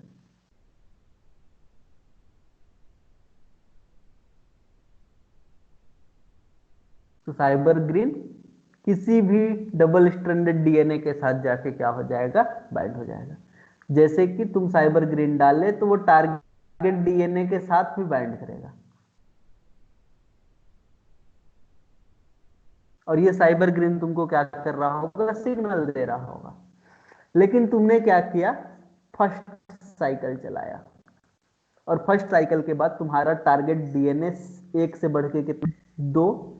तो तुमने बहुत सारा साइबर ग्रीन डाला, लो दो जगह पे साइबर ग्रीन बाइंड कर गया। तो उसकी वजह से क्या हो गया, साइबर ग्रीन का जो सिग्नल मिल रहा है वो सिग्नल तुमको ज्यादा मिलने लग जाएगा। सेकेंड साइकिल जैसे ही चलाओगे, दो कॉपी से चार कॉपी बन जाना है, और चारों कॉपी के साथ क्या हो जाएगा, जाके साइबर ग्रीन बाइंड कर जाएगा। और साइबर ग्रीन बाइंड करने की वजह से तुमको क्या मिलेगा, फ्लोरोसेंट सिग्नल मिलेगा।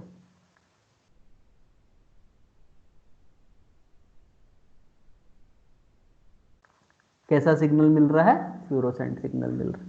अब देखो एम्प्लीफिकेशन होते जा रहा है, और साथ ही साथ क्या होते जा रहा है, तुम्हारा फ्लोरोसेंट सिग्नल तुमको मिलते जा रहा है। अगर क्या होता कि अगर यहाँ पे इसका रेप्लिकेशन ही नहीं हो रहा होता, मतलब प्राइमर इसके साथ बाइंड ही नहीं कर रहा होता, तो क्या एक कॉपी से दो कॉपी बनती, ऑब्वियसली नो।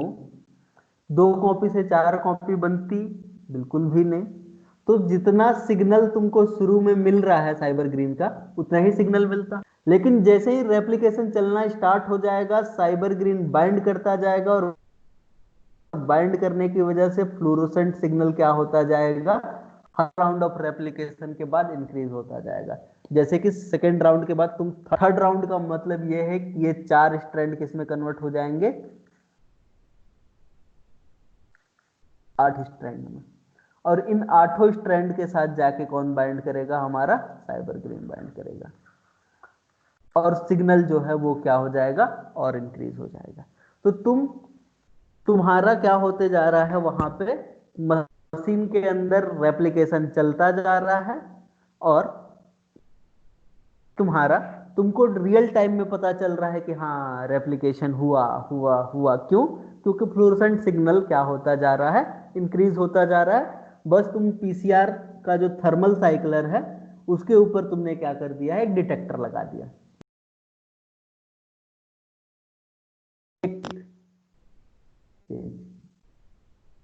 टाइम रहेगा उस टाइम में सर, हाँ, जब एक्सटेंड या फिर सिंगल स्ट्रैंडेड डीएनए रहेगा उस टाइम में जो साइबर ग्रीन रहेगा वो बाइंड नहीं किए रहेगा।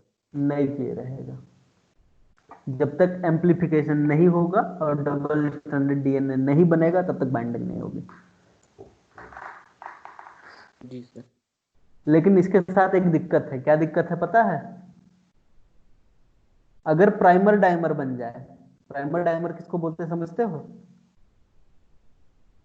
प्राइमर डाइमर का मतलब हम लोग के पास दो प्राइमर था, एक फॉरवर्ड और एक बैकवर्ड। अगर ये फॉरवर्ड और बैकवर्ड प्राइमर दोनों एक दूसरे के साथ कॉम्प्लीमेंट्री बाइंडिंग कर ले तब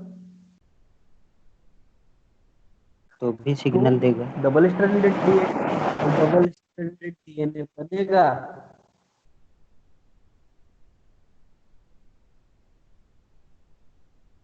तो साइबर ग्रीन उसके साथ बाइंड करेगा और बाइंड करके फिर भी सिग्नल देगा।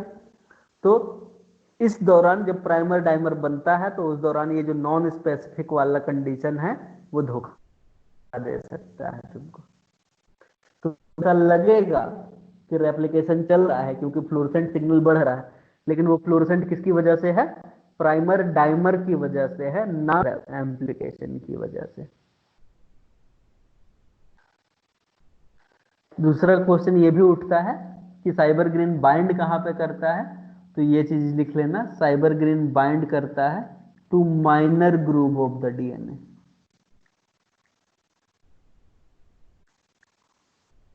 साइबर ग्रीन बाइंड करता है डीएनए के माइनर ग्रूव के साथ। सर हम्म आज तक मैं डीएनए में माइनर और मेजर ग्रुप में डिफरेंस नहीं समझ पाया हूँ। बायोकेमिस्ट्री पढ़े तो समझाऊंगा, ठीक। जी सर। तो ये हो गया रियल टाइम पीसीआर में नॉन स्पेसिफिक वाला तरीका। अब आते हैं स्पेसिफिक वाला तरीका पे। और स्पेसिफिक वाला तरीका के लिए हम लोगों के पास दो तरीके के प्राइमर्स अवेलेबल हैं। एक को हम लोग बोलते हैं टैकमैन प्रोब। क्या है? टैकमैन प्रोब। और दूसरा तरीका है मॉलिक्यूलर बीकन वाला। तो उसके लिए थोड़ा सा फ्रेट किसी जमाने में पढ़े थे जब प्लांट फिजियोलॉजी पढ़ रहे थे तब, याद है? Fluorescent resonance energy transfer, FRET. जी जी सर। बस उसी फिनोमिनन को याद रखना। कैसे याद रखना? तो इस दौरान क्या किया जाता है, इस दौरान जो तुम्हारा प्राइमर होता है ना, फॉर एग्जांपल ये हुआ तुम्हारा प्राइमर। अब ये प्राइमर जो है स्पेसिफिक है, किसी एक पर्टिकुलर जगह पर जाके बाइंड करने वाला है। इस प्राइमर के साथ दो चीजें जोड़ दी जाती है। इस प्राइमर के साथ दो चीजें जोड़ दी जाती है। एक को कहा जाता है रिपोर्टर और एक को कहा जाता है क्वेंचर। आर का मतलब यहां पे क्या है? रिपोर्टर। और क्यू का मतलब यहां पे है क्वेंचर। अब ये रिपोर्टर और क्वेंचर का काम क्या है?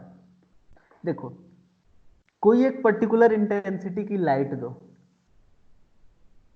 लाइट जैसे ही रिपोर्टर के ऊपर पड़ेगा ना, तो रिपोर्टर क्या करेगा? कुछ लाइट को एब्जॉर्ब कर लेगा और बाकी लाइट को रिफ्लेक्ट करेगा। अब इस रिपोर्टर ने जो लाइट को रिफ्लेक्ट किया है, अगर इसके पास क्वेंचर है तो क्वेंचर उसको क्या कर लेगा? एब्जॉर्ब कर लेगा और कोई भी सिग्नल नहीं मिलेगा। तो अगर रिपोर्टर और क्वेंचर पास पास है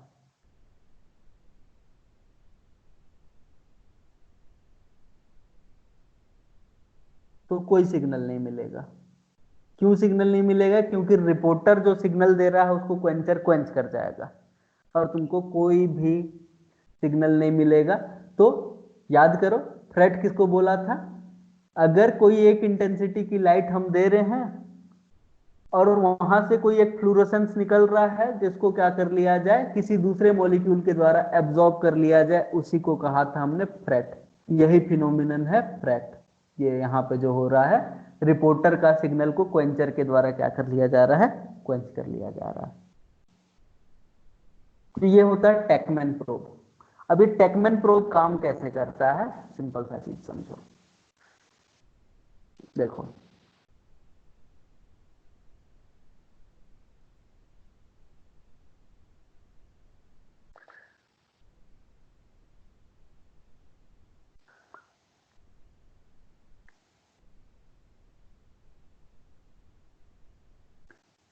हो क्या रहा है यहाँ पे। हम लोग ये जो टेकमैन प्रोब है उसको यूज करते हैं कैसे। For example this is our target DNA, और हम लोग ये पता करना चाह रहे हैं इस टारगेट डीएनए का एम्प्लीफिकेशन हो रहा है कि नहीं हो रहा। तो तुम क्या करोगे, डीनेचुरेशन, और डीनेचुरेशन के बाद प्राइमर एनलिंग, यही करोगे।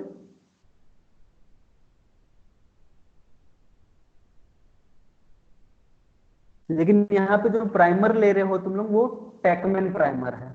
कैसा है, टेकमैन प्राइमर है। अब ये जो टेकमैन प्राइमर होता है इसके बारे में ये चीज जान लो कि ये 6 से 8 न्यूक्लियोटाइड का सिंगल स्ट्रैंडेड डीएनए होता है जिसके साथ रिपोर्टर और क्वेंचर जुड़ा हुआ होता है। तो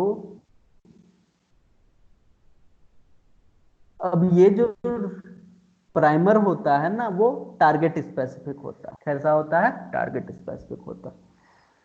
लो ये बना तुम्हारा प्राइमर जो कि यहां पे जाके कॉम्प्लीमेंट्री बाइंडिंग कर रहा है। एक फॉरवर्ड है एक बैकवर्ड है। जैसे कि अगर फॉरवर्ड की बात करो तो यहां पे रिपोर्टर है, तो इसमें रिपोर्टर इधर की तरफ होगा। यहाँ पे क्वेंचर है तो क्वेंचर यहाँ की तरफ होगा। तो फॉरवर्ड और बैकवर्ड प्राइमर है। डन। इसके अलावा तुम क्या करोगे, एक और प्राइमर लगाओगे जो फॉरवर्ड और बैकवर्ड है। तो प्राइमर तो रहेगा ही रहेगा, दो प्राइमर जो नॉर्मली यूज हो रहा है वो रहेगा ही रहेगा। दूसरा यहां पे तुम क्या यूज करोगे, टेकमैन प्रोब को यूज करोगे। ये है तुम्हारा टेकमैन प्रोब। अब टेकमैन प्रोब के साथ क्या हो रहा है इसको बताने की जरूरत तो पड़ेगी नहीं। यहां से कोई एक पर्टिकुलर इंटेंसिटी की लाइट किसके ऊपर पड़ रहा होगा, रिपोर्टर के ऊपर, और रिपोर्टर से जो एनर्जी निकल रही होगी क्वेंच उसको क्या कर जा रहा होगा, क्वेंच कर जा रहा होगा। सेम वही है, लाइट रिपोर्टर के ऊपर पड़ रहा होगा, रिपोर्टर से जो लाइट निकल रही होगी क्वेंचर उसको क्वेंच कर जा रहा होगा। दोनों जगह पे फ्लैट हो, no signal.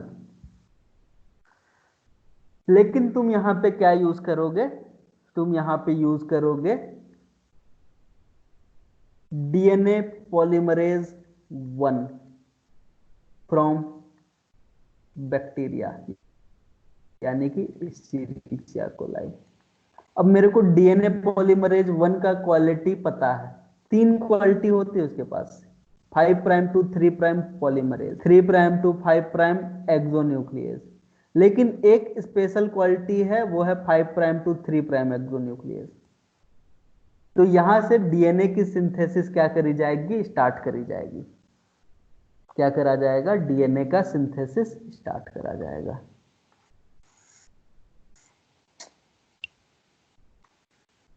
No red blue.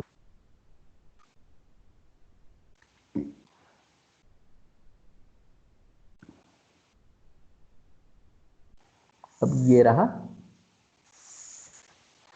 यहाँ पे प्राइमर जुड़ा हुआ था उसके साथ। अभी हम लोग प्राइमर के कारण क्या होगा, डीएनए की सिंथेसिस स्टार्ट होगा। और डीएनए का सिंथेसिस होते होते वो कहां पे पहुंचेगा, वो पहुंचेगा जहां पे रिपोर्टर, जहां पे टेकमैन प्रोब जुड़ा हुआ है और जिसके साथ क्वेंचर भी जुड़ा हुआ है। सेम यहां पे भी नेक्स्ट स्ट्रैंड में भी क्या हो रहा होगा, डीएनए पॉलीमरेज काम कर रहा होगा और वो काम करते करते कहां पहुंचा होगा, जहां पे प्रोब जुड़ा हुआ है वहां पे और रिपोर्टर तक। ये क्वेंचर भी इसके साथ जुड़ा हुआ है। और यहां पे जो एंजाइम काम कर रहा है वो कौन काम कर रहा है, डीएनए पॉलीमरेज 1। अब डीएनए पॉलीमरेज 1 का ये वाला खासियत देखो, 5 प्राइम टू 3 प्राइम एक्सोन्यूक्लियस और 5 प्राइम टू 3 प्राइम एक्सोन्यूक्लियस की वजह से रिपोर्टर फ्री हो जाएगा। पहले कौन फ्री हो जाएगा, रिपोर्टर फ्री हो जाएगा।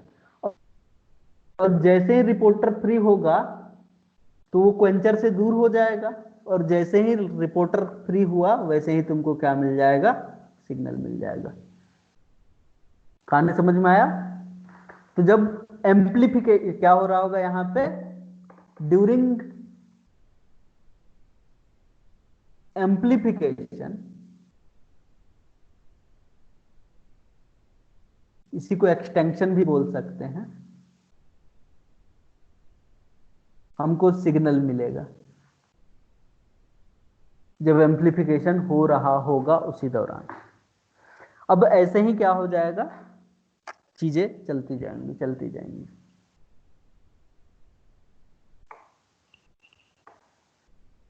अब इसमें होगा क्या देखो, अब जैसे ही क्या हुआ, एक स्ट्रैंड से दो स्ट्रैंड बन जाएगा, और रिपोर्टर और क्वेंचर दोनों क्या हो चुके हैं, अलग अलग हो चुके हैं, सिग्नल अभी भी मिल रहा है। एक स्ट्रैंड से दो स्ट्रैंड हुआ। अब फिर से डीनेचुरेशन करो और सेकेंड साइकिल स्टार्ट कर दो। सेकेंड साइकिल में हमने मॉलिक्यूलर, जो तुम्हारा टैकमैन प्रोब है, टैकमैन प्रोब एक ही तो दिया नहीं। जैसे ही दोनों के चारों स्ट्रैंड एक दूसरे से अलग अलग होंगे, इस पे एक फॉरवर्ड प्राइमर एक बैकवर्ड प्राइमर जुड़ेगा, और साथ ही साथ क्या जुड़ेगा, एक और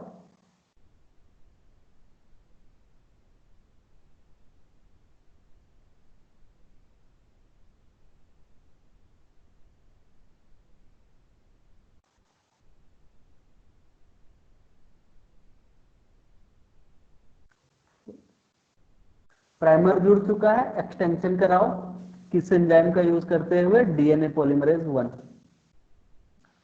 और जब डीएनए पॉलीमरेज 1 काम करेगा और इस प्राइमर को एक्सटेंड करेगा, फिर रिपोर्टर अलग हो जाएगा क्वेंचर से, और सिग्नल मिलता जाएगा मिलता जाएगा मिलता जाएगा।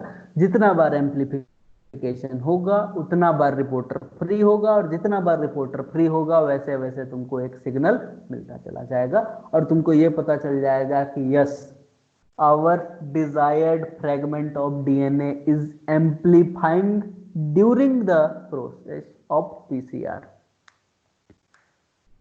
समझ में आया ये बात, हाँ या नहीं? जी सर। Yes sir.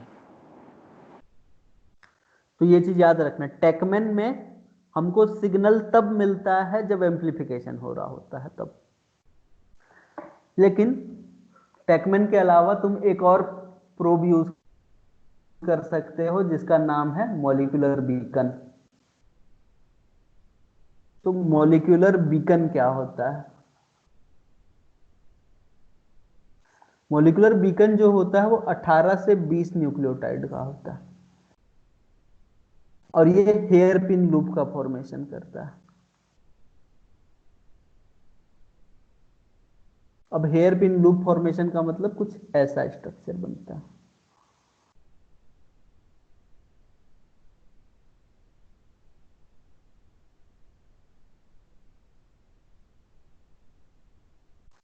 एक तरफ रिपोर्टर और एक तरफ क्वेंचर। सेम वही चीज, लाइट पड़ रही है, रिपोर्टर से सिग्नल निकल रहा है, लेकिन क्वेंचर उसको क्या कर जा रहा है, क्वेंच करता जा रहा है, नो सिग्नल। और मॉलिक्यूलर बीकन में क्या होता है, जब ये ओपन हो जाता है, मतलब डीनेचुरेशन होता है इसका, मॉलिक्यूलर बीकन का, तो ये डीनेचुरेशन होने के कारण इसके रिपोर्टर और क्वेंचर बहुत ज्यादा दूर हो जाते हैं, क्योंकि 18 से 20 न्यूक्लियोटाइड का डिस्टेंस है। तो जब इसको तुम लाइट दोगे तो ये तुमको सिग्नल दे देगा। तो जब वो हेयर पिन लूप के फॉर्म में रहेगा तो फिर तुमको सिग्नल नहीं मिलेगा। लेकिन जैसे ही क्या होगा, ये कन्वर्ट होगा सिंगल स्ट्रैंडेड फॉर्म में, तो ये क्या हो सकता है, तुमको सिग्नल दे सकता है। लेकिन एक चीज याद रखना, अगर ये सिंगल स्ट्रैंडेड फॉर्म में नहीं रहा, मतलब तुम डीनेचुरेशन किए और ये जाके तुम्हारे टेम्पलेट डीएनए के साथ बाइंड नहीं किया, तो वापस किस में कन्वर्ट हो सकता है, ये वापस हेयर पिन में कन्वर्ट हो सकता है, तो फिर तुमको सिग्नल नहीं मिलेगा। तो जैसे ही डीनेचुरेशन होता है, ये जाके किससे बाइंड करना चाहिए, तुम्हारे टारगेट डीएनए से बाइंड करना चाहिए। कैसे? तो सिंपल सा चीज देखो, यहाँ पे तुम्हारा ये हो गया टारगेट डीएनए। टारगेट डीएनए का तुम पीसीआर करना स्टार्ट करो। प्राइमर तुम दोगे नॉर्मल, नॉर्मल प्राइमर तो तुम दे दोगे ही दोगे। डीनेचुरेशन, एनेलिंग, तो जब डीनेचुरेशन करवाए तो दोनों स्ट्रैंड अलग हो गए। नॉर्मल प्राइमर तुम दे ही रहे हो फॉरवर्ड बैकवर्ड वाला, उसके साथ तुम क्या दे रहे हो, मॉलिक्यूलर बीकन दे रहे हो। और मॉलिक्यूलर बीकन क्या करेगा, तो ये जाके तुम्हारे टारगेट डीएनए के साथ बाइंड कर जाएगा और तुम्हारा रिपोर्टर जो है वो क्वेंचर से दूर हो चुका है। तुमको सिग्नल मिल जाएगा ड्यूरिंग डीनेचुरेशन।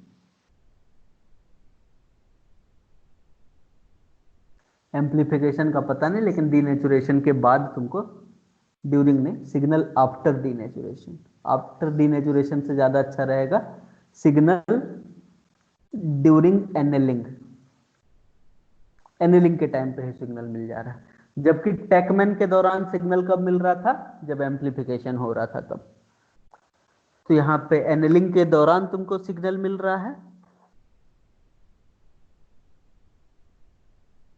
और वहां पे जब टेकमैन यूज कर रहे थे तब वहां पे सिग्नल कब मिल रहा था तुमको, जब एक्सटेंशन हो रहा था तब।